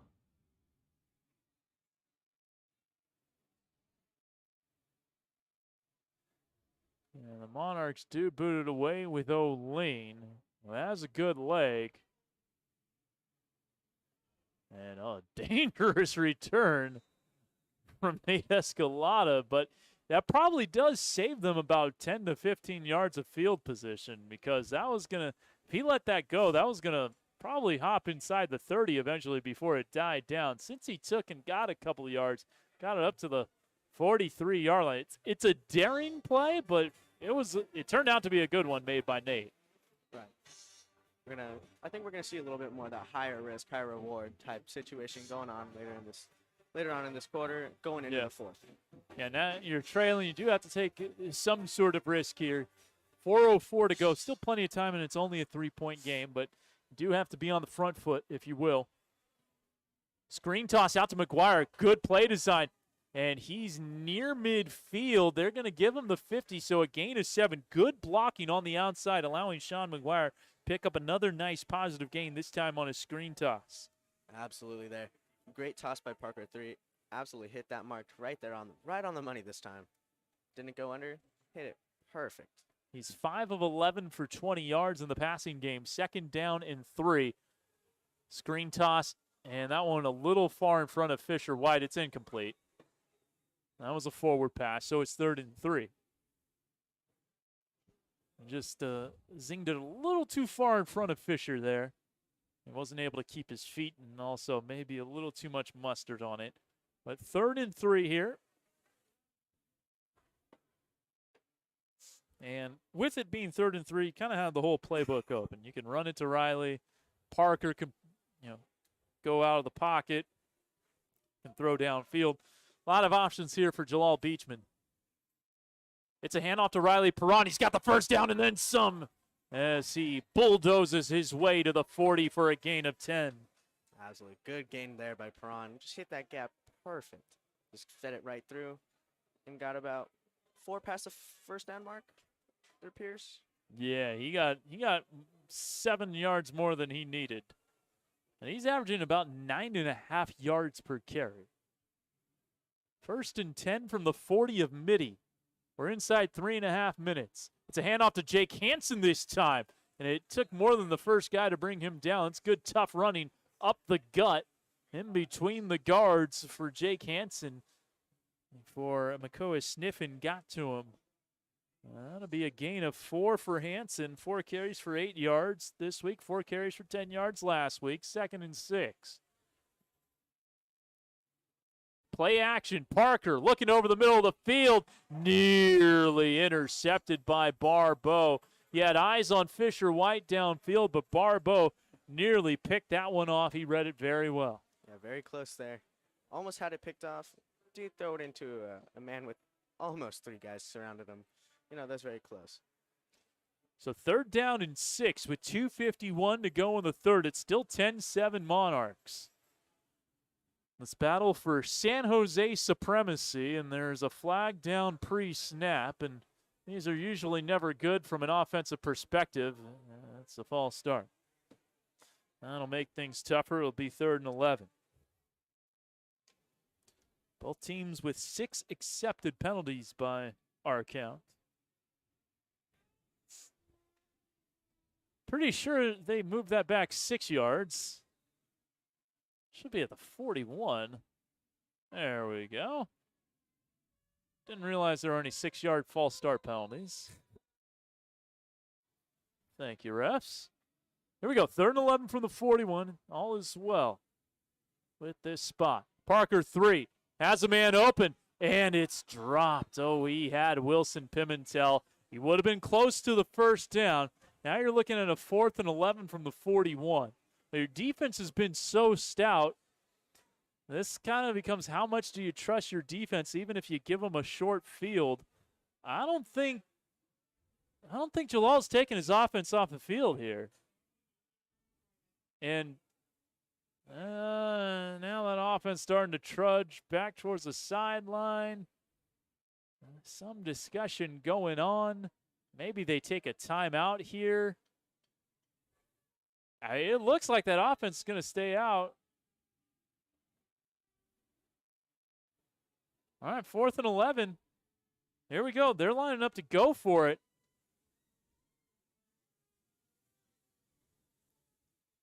Maybe looking to try to draw them offside.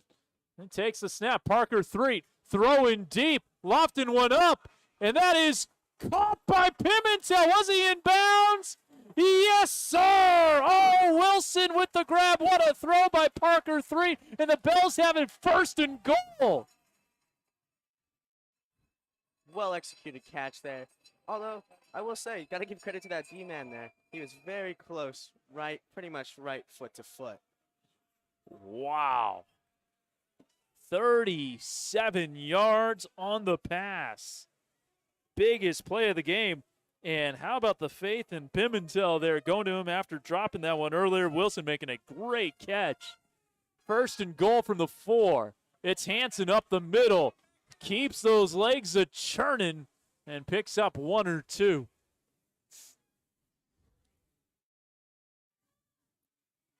Second and goal. Spotted at the 3, a gain of 1 for Hansen as we come up on 2 minutes here in the third quarter. Second and goal from the 3. Perron the deep back. Play action. There's a man open in the end zone, and it's caught. Joe Fuqua with the touchdown, and the Bells take the lead with 1:59 to go in the third. 13-10 Bellarmine. What a pass by Threet there. Almost got into the hands of a Monarch there. Very likely it skidded right through him. Hit a Bell right in the end zone.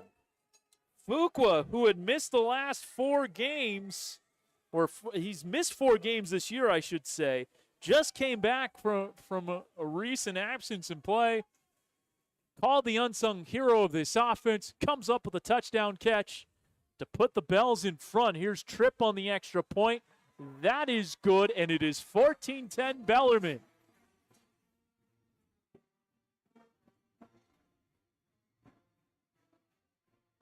And now you can kind of feel momentum on the side of the Bells here, Dom. I agree completely here. And you got to think on the Monarch side. Without Wills Towers there, you know, what are they going to – what do you think they're going to conjure up here? Well, I'm hoping that we're able to see Wills Towers. Hopefully everything's okay with him. If not, Joey Campagna is their backup quarterback, and he has taken snaps this year. He is 3 for 4 for 31 yards, and he has rushed it 1 time for 17 yards. So accurate and effective in the small sample size we have on the Max Prep stat sheet.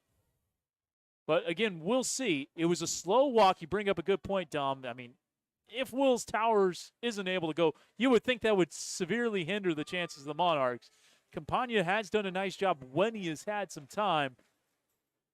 But this is a different situation. In enemy territory, against a jazzed-up crowd, in a rivalry game, in a big pivotal game for the WCL standings.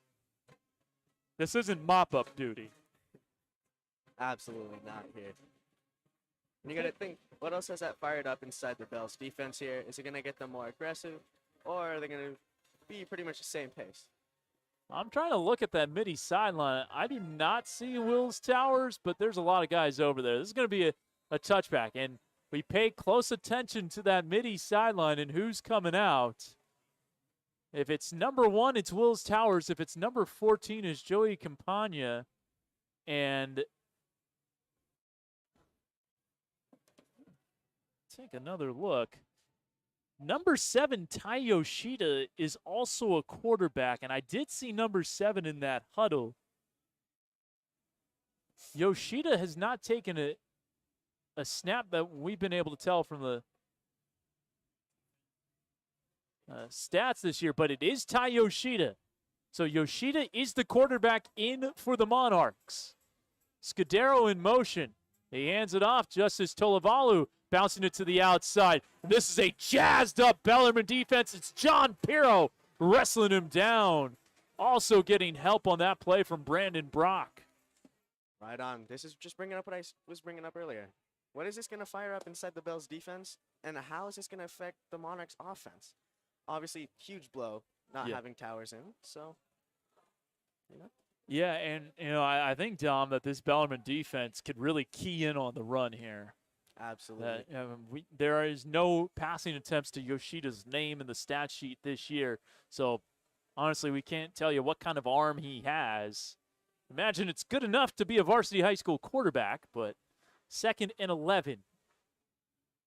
Yoshida is going to pass. It's a good-looking throw, and he finds Kim. That's a nice pass.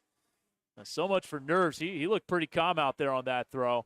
That's a 10-yard gain to Kim. I believe they're going to be a yard shy. Yes. Right, as you said there, he did look very calm. It was a very nice pass.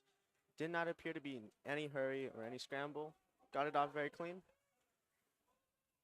It looks like they are just one short. So 3rd and 1. And we should say there is a pretty big Mitty cheering section on the other side as well. They're all dressed in white to match the jersey color of the Monarchs tonight. Toavalu's got the first down. Gets tripped up by Nate Escalada, but not before Enough to move the chains. A gain of about 3 for Justice Toavalu.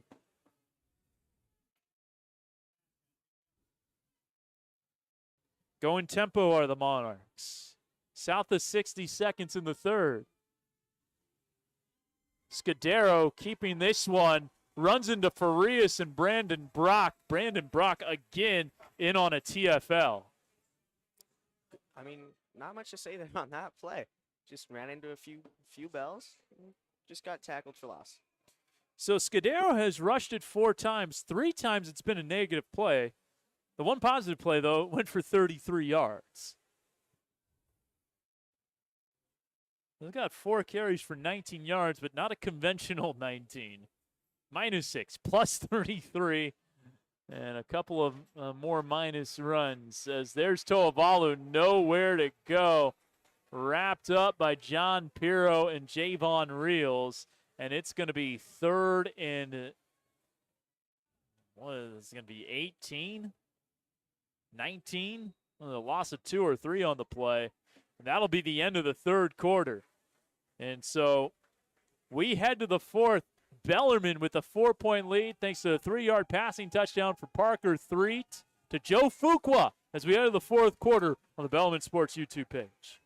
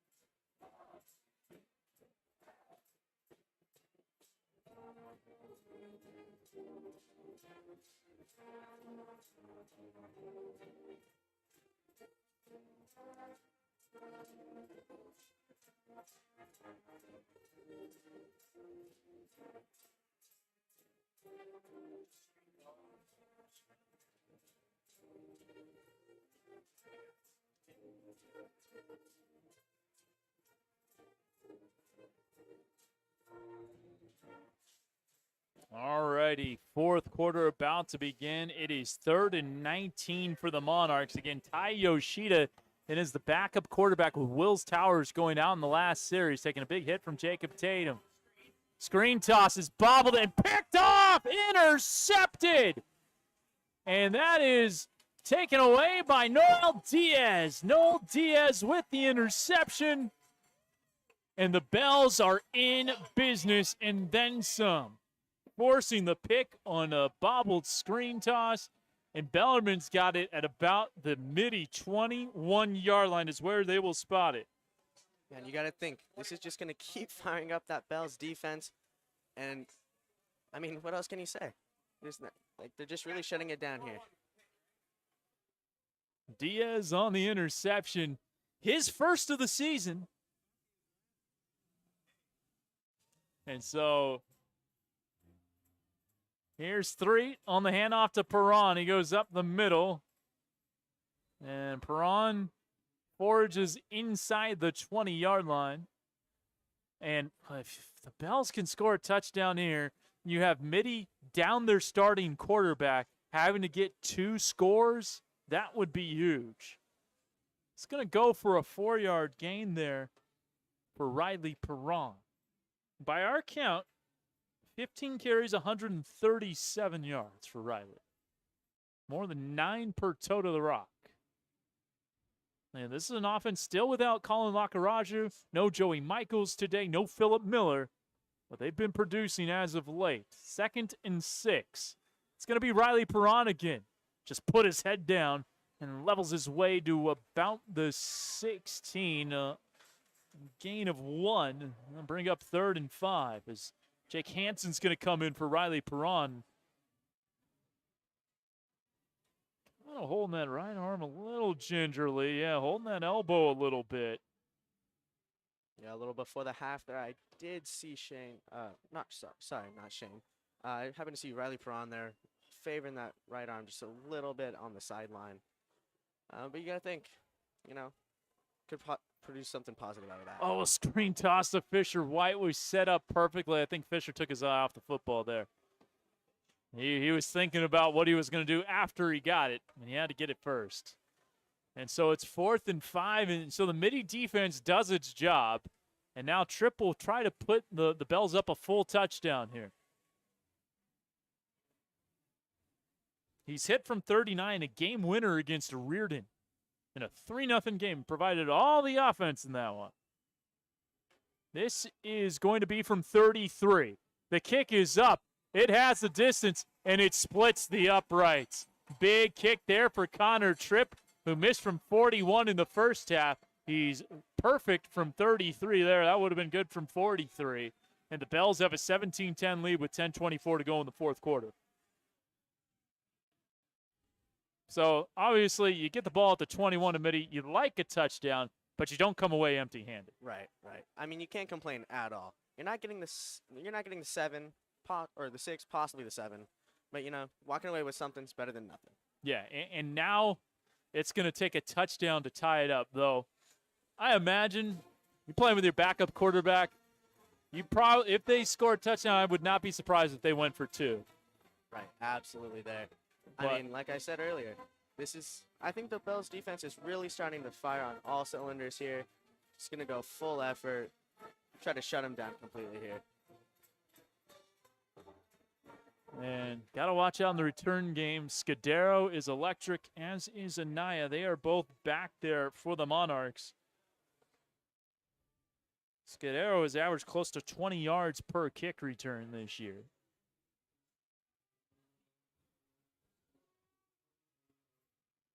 This is where, if you can reach the end zone, Connor Tripp, he's had touchbacks before, but keep it out of the hands of number 10.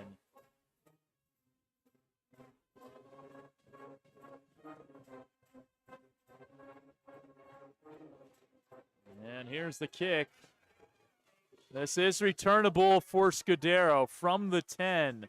Looking to bounce this to the outside. He gains the edge. He's off to the races. He's down the sideline, and he's going to house this one. Danny Scudero goes 90 yards, and we're an extra point away from a tie game.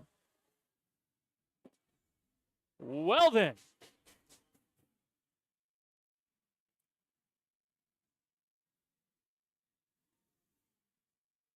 Just what you didn't want. Yeah, definitely not there. You love to see it, and you hate to see it on both sides there. Love it for the Mitty crowd there. Absolutely not very loud over here on the Bell side. Pretty silent on this side of the stadium. And so they'll bring Gottlieb out to attempt the extra point. So they're not going for 2. They'll try to tie it up. Yeah, with 10-12 to go. This isn't kind of an at-the-death situation. For the tie. The kick is up. It is good, and we got a tie ball game, y'all. Danny Scudero on the 90-yard kickoff return. It just the biggest time possible for Mitty. Without their starting quarterback, they were going to need a big play in the return game or at some point from a guy like number 10. And Danny Scudero delivered, looking like the Scuderia Scudero there of a Ferrari with the speed he showed. Right, and like we said earlier, they're going to be targeting that outside. We already saw the produce big time on that outside right there, and you know they hit it again. Yeah, once he gained the edge, Dom, to your point, it was deuces. Wow. And that guy's got a second gear like not many people do.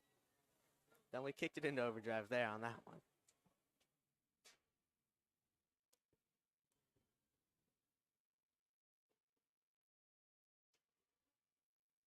And the Bells we'll see what they can produce here.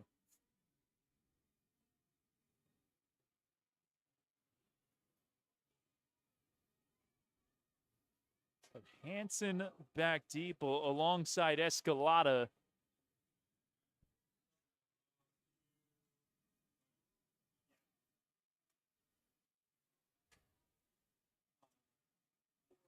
10-12 to go.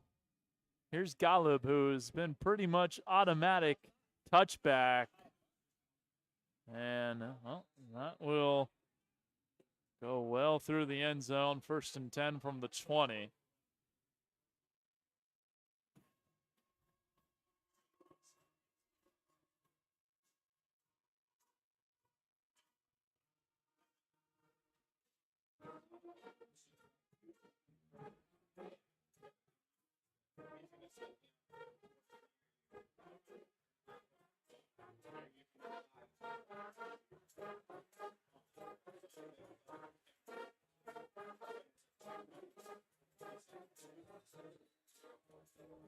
Here we go.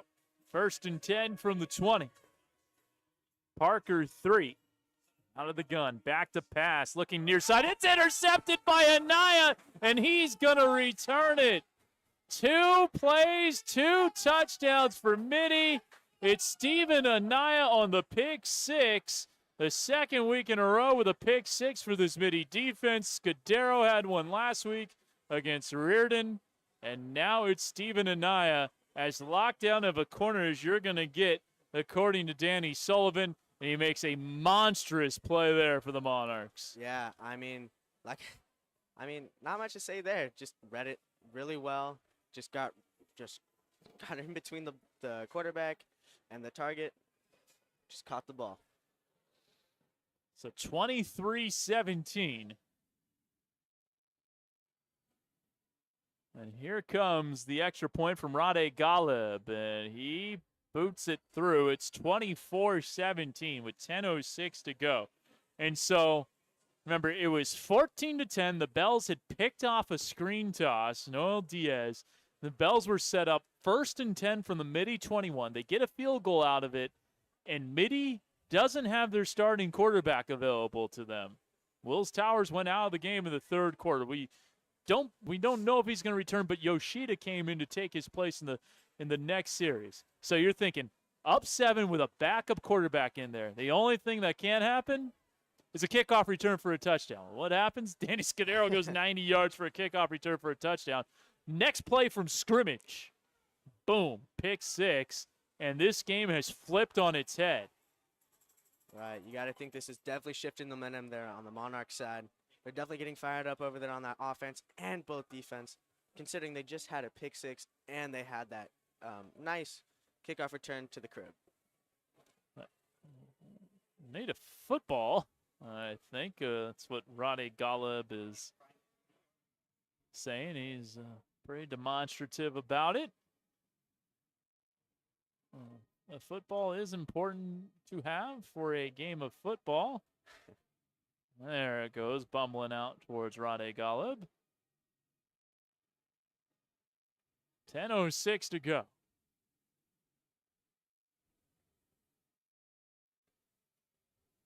Well, in the course of about 8 to 10 minutes of live time, it has gone from a Bellarmine touchdown lead to a Bellarmine touchdown deficit. Now it'll be on Parker 3, PT 3 in this Bellarmine offense to atone for that last mistake. They had played a turnover-free game against Sarah. They had been turnover-free until that pick 6. And with the touchback, it'll be 1st and 10 from the 20. 10:06 to play.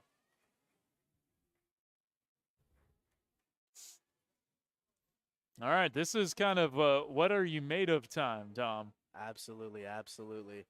I mean, we can see down on the sideline here, we don't have a Riley Perron. You know, obviously, big producer on the yards on the offensive through the first 3 quarters, really. Really disappointing to see that he's out on the sideline, and it does appear he's going to be out for the rest of the game. But yeah, I think these Bells have what it takes. So let's see what happens. So John Pirro, the running back, alongside Parker 3, who takes it himself for just a gain of 1.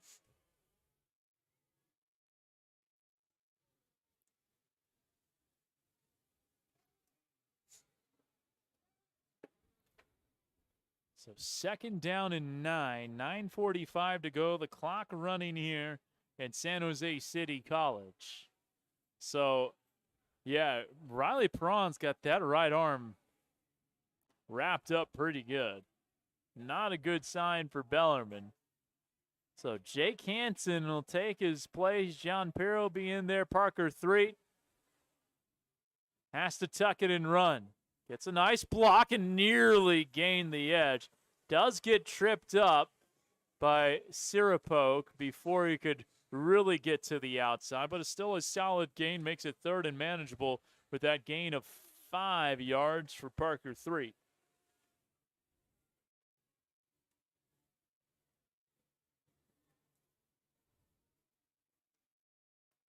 Third down and 4. 8:50 to go. Clock running. Ball at the 26 of BCP. Handoff to Jake Hansen. Nowhere to go. Leveled on the play by Barbo, and it's 4th down. And I imagine the Bells are going to punt this one away, and they will.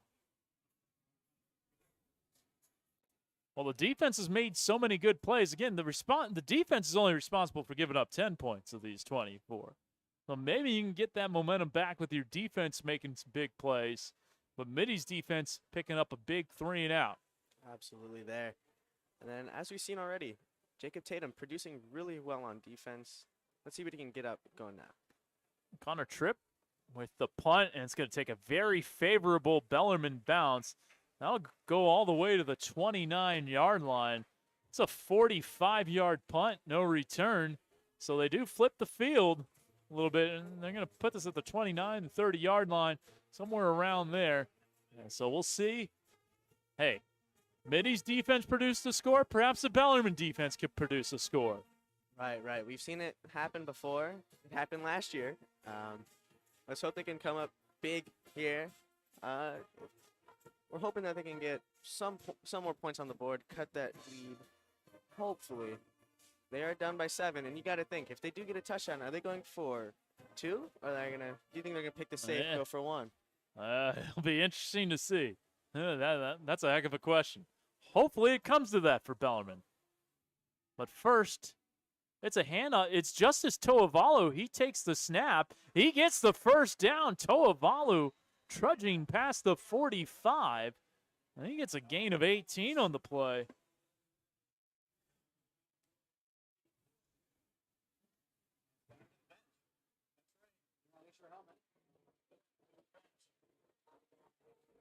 The 1st and 10, they'll call it the, where are they going to put this? The 46 or the 47? They're going to put it at the 46-yard line. So 70 carries, 68 yards for Toavalu. Now Tai Yoshida is in there.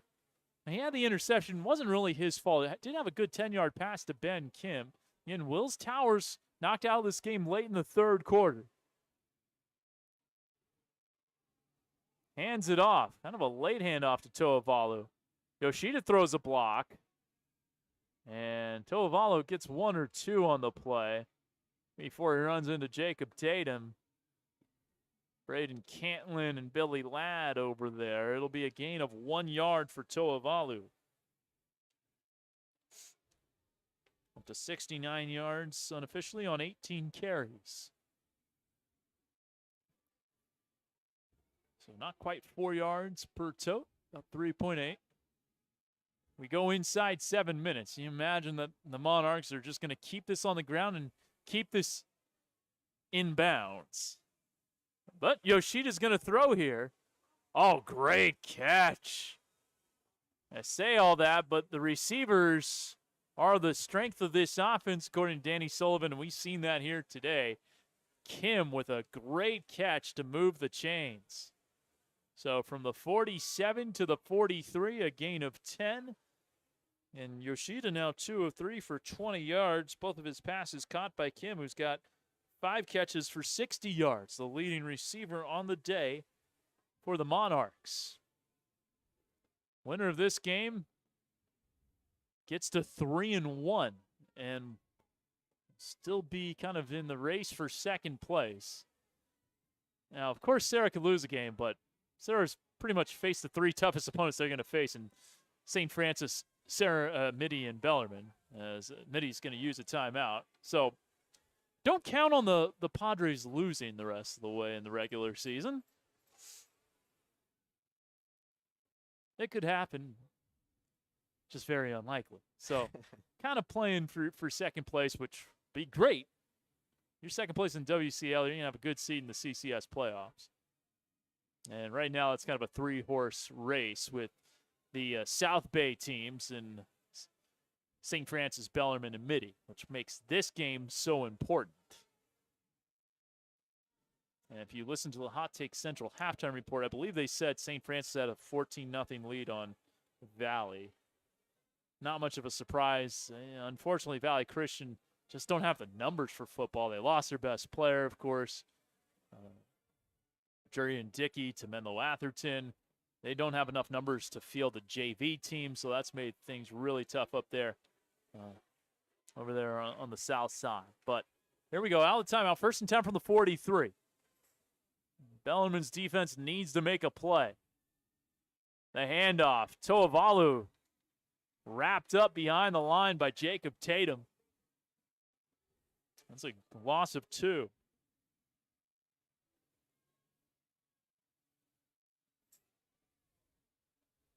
Second and 12. We are more than midway through the 4th.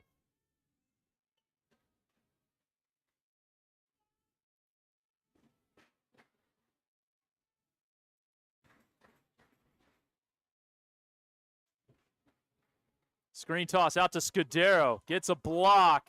And he's off to the races inside the 30. Has a first down before he's tackled by Brock.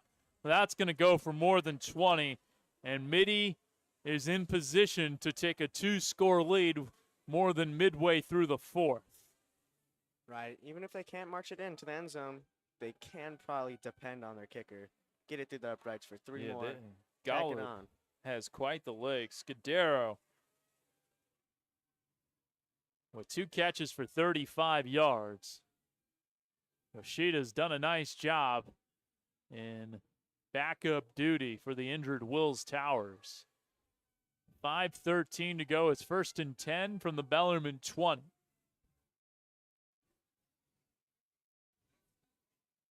Caden Allard in motion.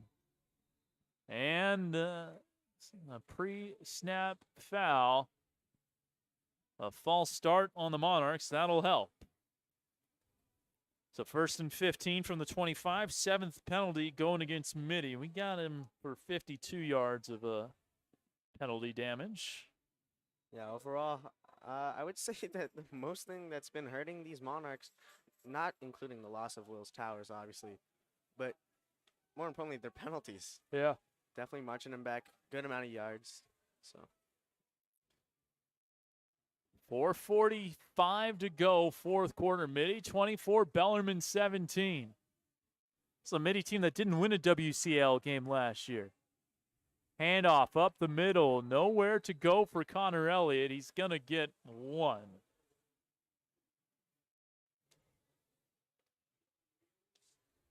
Javon Reels on the stop.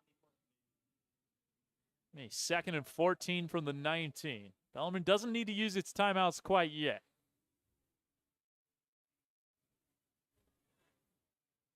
They need to hold them to 0 points. Golub is hit from 43 this year. And with them being at the 24, they are inside his range. They're taking off as much of the clock as possible. And actually, Danny Sullivan's going to take a timeout as the play clock wound down to, we imagine, 1. So Mitty uses its 2nd timeout. They got 1 left. Bellarmine has all 3 with 3:52 to go, facing a 2nd and 14. Now, Yoshida, Dom, has completed some passes, but I imagine this point, you're just trying to bleed the clock out. And if you can get a field goal here, you have a 2-score lead, leave them with as little time as possible, you're really putting Bellarmine in a tough spot. Right. I mean, they are pretty close to marching in another touchdown. But even if they can't get it that close, even they can march it in 5 extra yards, get their kicker, get it through the uprights for an extra 3, tack it on. It's still 10-point margin, so it's going to be pretty hard for the Bells to come back. Yeah, so you got to hope for either your special teams block the field goal or your defense to come up with a turnover here or push them out of field goal range. But 2nd and 14 from the 19. We're out of the timeout. Yoshida out of the gun. He's back to pass. Yoshida over the middle of the field. He has a man wide open. It's a touchdown. And it's Danny Scudero one more time. He has burned the bells here in the second half. His second touchdown of the fourth quarter. First one receiving after returning 190 yards on a kickoff. And Mitty is sitting pretty up 2 touchdowns in the fourth quarter. Yeah, can't really knock the Bells defense there. Just very short coming onto that cut there. Just got it right to him. Got it right to him in the middle of the field. So both times I surmised that the Monarchs would run, they pass, and it has paid dividends. absolutely. And perhaps Bellarmine was thinking that, well, they're going to run it, and perhaps the Bells caught off guard. Don't know. But some of the fans are starting to head for the exits here. There's still time. 3:47, 3 timeouts, 2 touchdowns. But it is going to take a big comeback here now.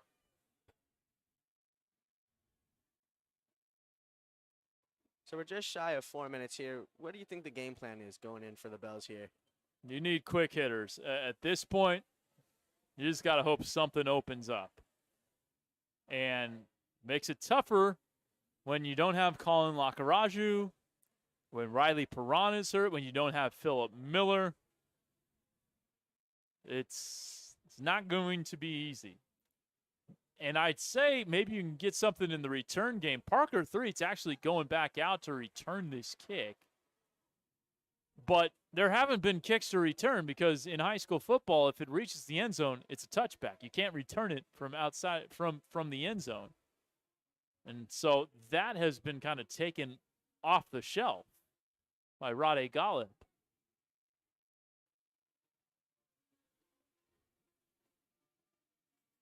Got to give the Monarchs a ton of credit. They go down 7 points with a backup quarterback in.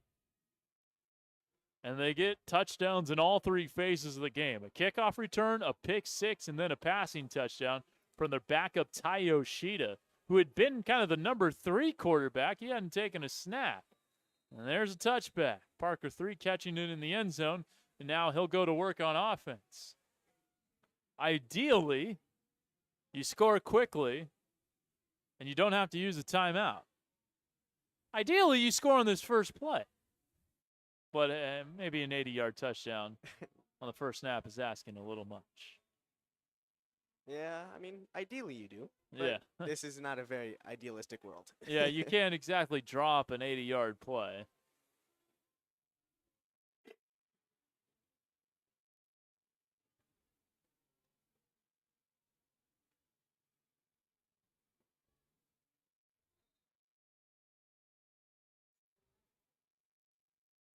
So here we go. Bellman's offense trots out onto the field. What do they have in store? Some motion to begin with.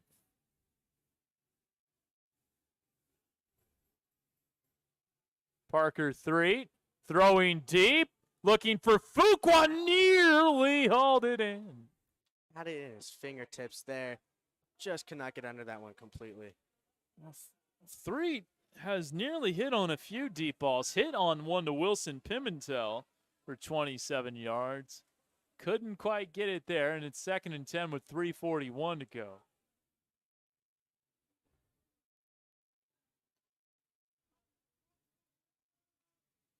John Pirro checking in. Again, Riley Perron is out.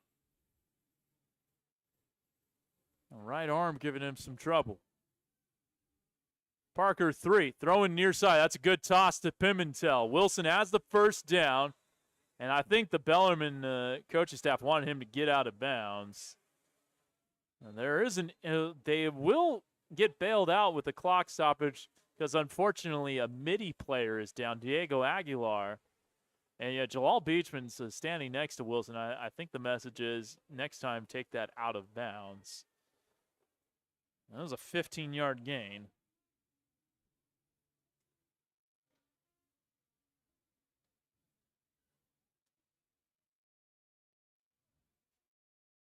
And Aguilar is still down.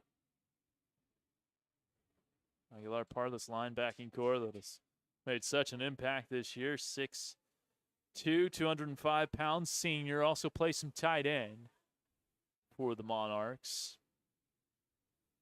And he's been a valuable piece of this defense throughout the years. His third year on varsity.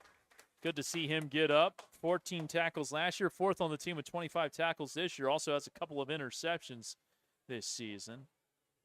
And actually kicked extra points last year.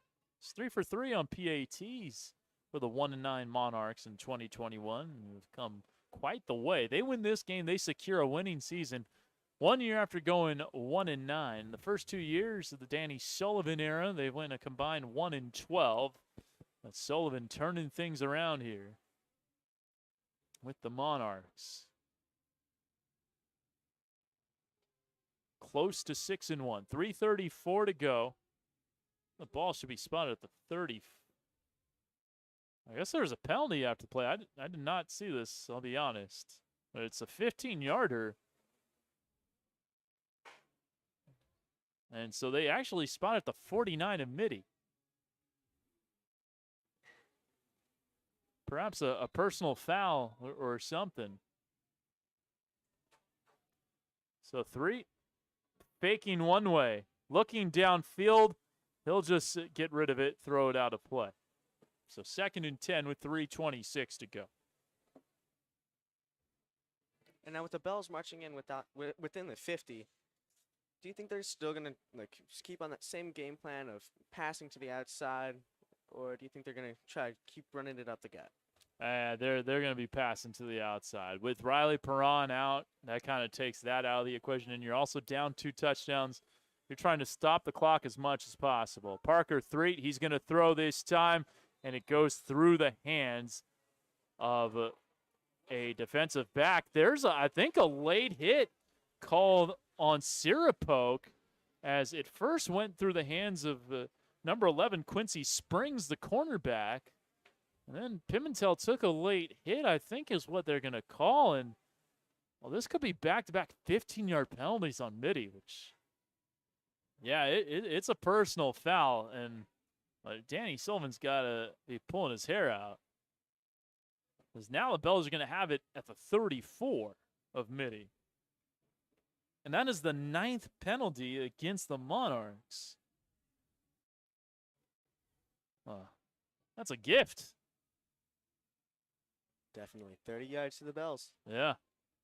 Yeah, over 2 of the last 3 plays. Actually, the last 2. So 1st and 10 from the 34. Chain's got to keep up.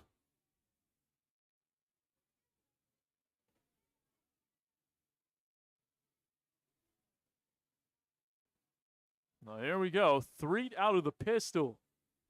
Be 4 receivers set here with Hanson, the deep back. In the slot, Fisher White and Joe Fuqua on either side of the line. Pimentel and McGuire, the wideouts.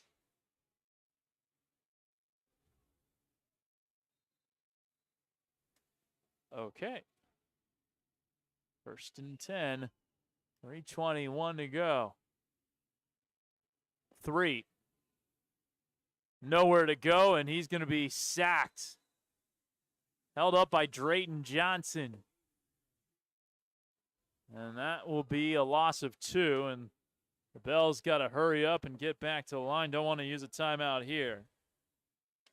So here we go. 2nd and 12. 3.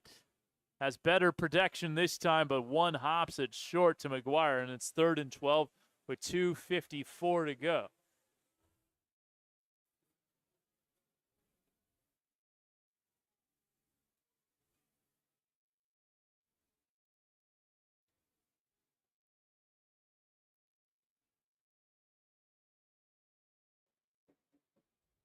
They need the 24. Ball's officially at the 35 for 3rd and 11. What can they cook up? 3. Back to pass. Lofting one far side and knocked away by Anaya looking for Pimentel, and it's 4th down. And Wilson is slow to get up. Missed the last game with an injury. And he's to his feet slowly here. Helmet kind of not secure on his head. Hopefully he's okay, but it's 4th and 11 now with 2:49 to go.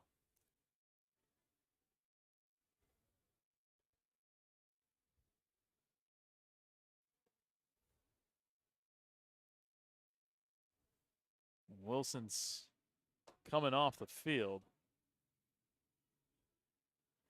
So Sebi Aliaga, a guy who's really performed well in practice according to Jalal Beachman. He wanted to get him some more reps in game. Well, here's his chance. Can he come up with a big play in the receiving game? Number 21 out wide to the far side. They're going to throw near side, and it's intercepted. Picked off by the Monarchs, and that's Austin Barbeau. With the big play, he's had some TFLs in this one. Comes up with the interception, and the Bells, it's not over yet because they got 3 timeouts, but they're really up against it now. Right.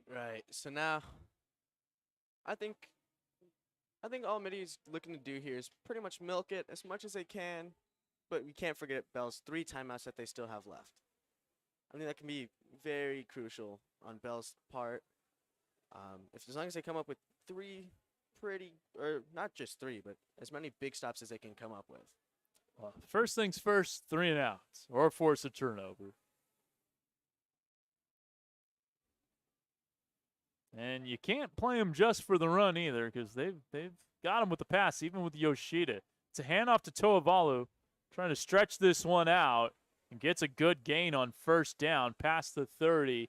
It's going to be a gain of about 6. So Justice Toavalu does the job on 1st down, stays in bounds, and the Bells are going to have to use their first of 3 timeouts.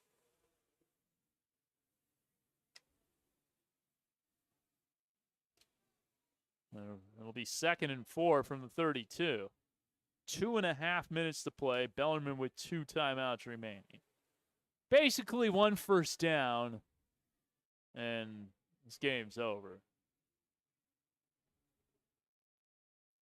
Because you need 2 scores.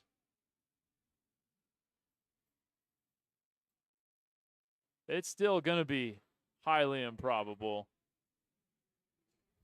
And Jalal Beachman asking for some more time. I think he's going to get it.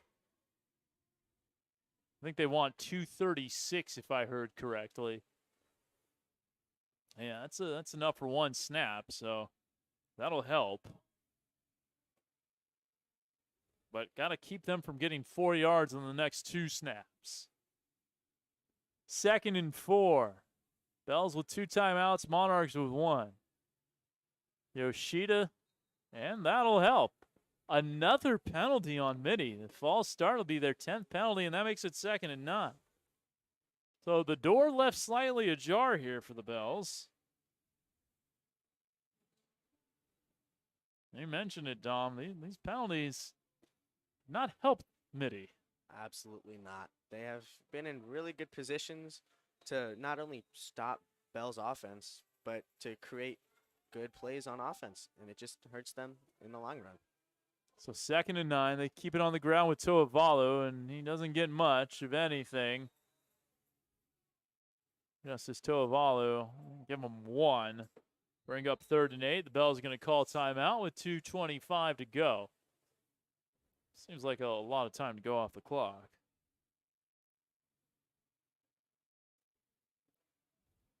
11 seconds for a 1-yard rushing play. If I'm Jalal, I'm asking for a little more time up there. I believe it was at 2:36 before that snap. Did take them a while to the whistle for the timeout. Perhaps the signal wasn't made immediately after the tackle. The Bells do have one timeout left now. A 3rd and 9 from the 27.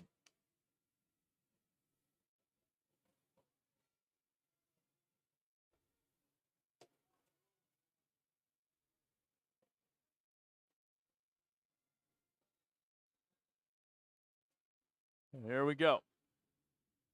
One more stop to get. Toavalu, TFL, Javon Reels is there, and they do get that 3 and out. It's a loss of 2 on the play. Toavalu now down to 71 yards on 22 carries unofficially. That seems, again, 12 seconds came off the clock there. Seems like a lot of time.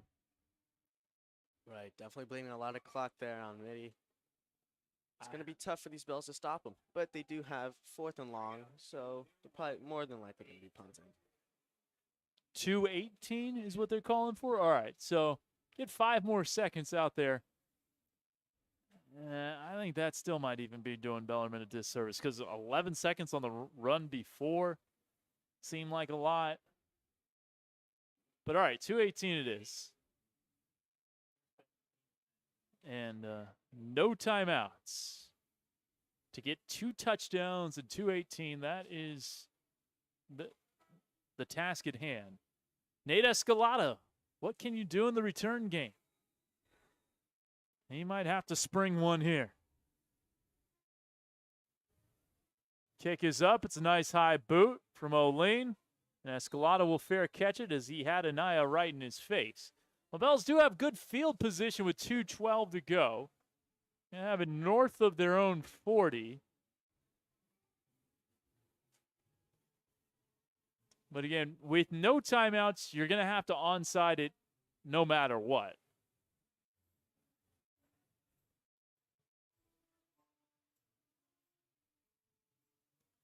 The scoreboard's showing that Bellarmine has 1 timeout, but they stopped the clock after all 3 plays.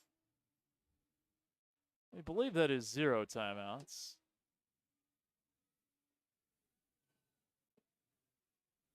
We'll see. But first things first, they need to score twice. But you need to get the first one. High snap, dealt with well by Parker. Flushed out of the pocket, Drayton Johnson in his face, and he just has to get rid of it. Pimentel was coming back towards the football. With Khalil Buck in coverage, 2nd and 10. 2:05 to go.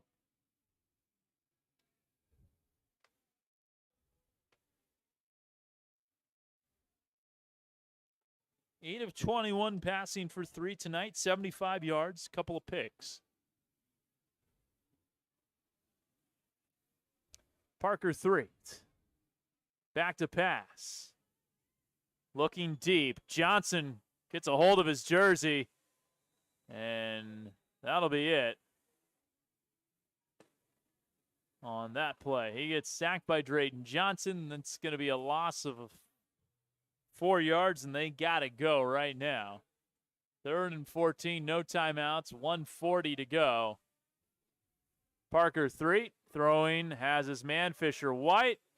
Tackled in the field of play, though, by Quincy Springs. It'll be a 10-yard gain, and 4th and 4 coming up. Fisher White has been his top target tonight. 4 catches, 15 yards, and a touchdown. Parker 3, throwing far side. Oh, just out of the grasp of Joe Fuqua.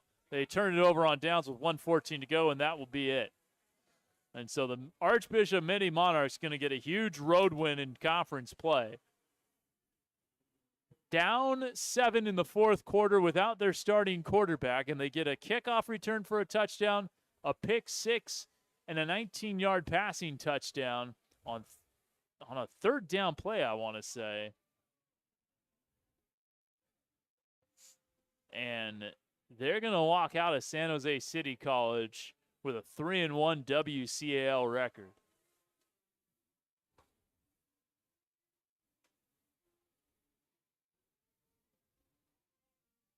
They are in victory formation. They only need to snap it twice. Tai Yoshida comes in, does a nice job as backup quarterback, but Danny Scudero, 2 touchdowns, and Steven Anaya's pick 6, setting the table for a Monarch triumph on enemy territory.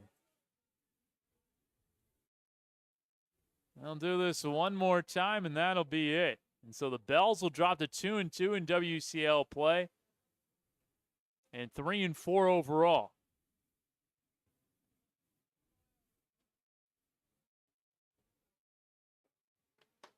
And up next for the Bells, they got a couple of road games upcoming before they return home to take on Valley Christian November 4th. They're at Sacred Heart Cathedral. That won't be an easy game. Then they're at St. Francis. You know that won't be easy before they finish the season with Valley Christian. So that's what the Bells got on the slate in front of them. They lose this one to Mitty, 31-17, and they're back at 500 in league play and a game under 500 on the season. Dom, a tough one here for the Bells. It looked like they had this one and then some. With the interception, they're up 14-10. They have a 1st and 10 at the 21 of Mitty. They get 3, but they don't get 7. Couldn't push it to 2 scores. And then we were saying, just don't let Danny Scudero. He could return one on you. And he went for 90 yards. First play from scrimmage. After that, a pick 6. And it was too much to stop at that point. Right. I mean, I want to say Bells had a really, really hot start going into half. I believe they were up, right? Down 10-7 at halftime. Down in the half. Did well coming back in the third.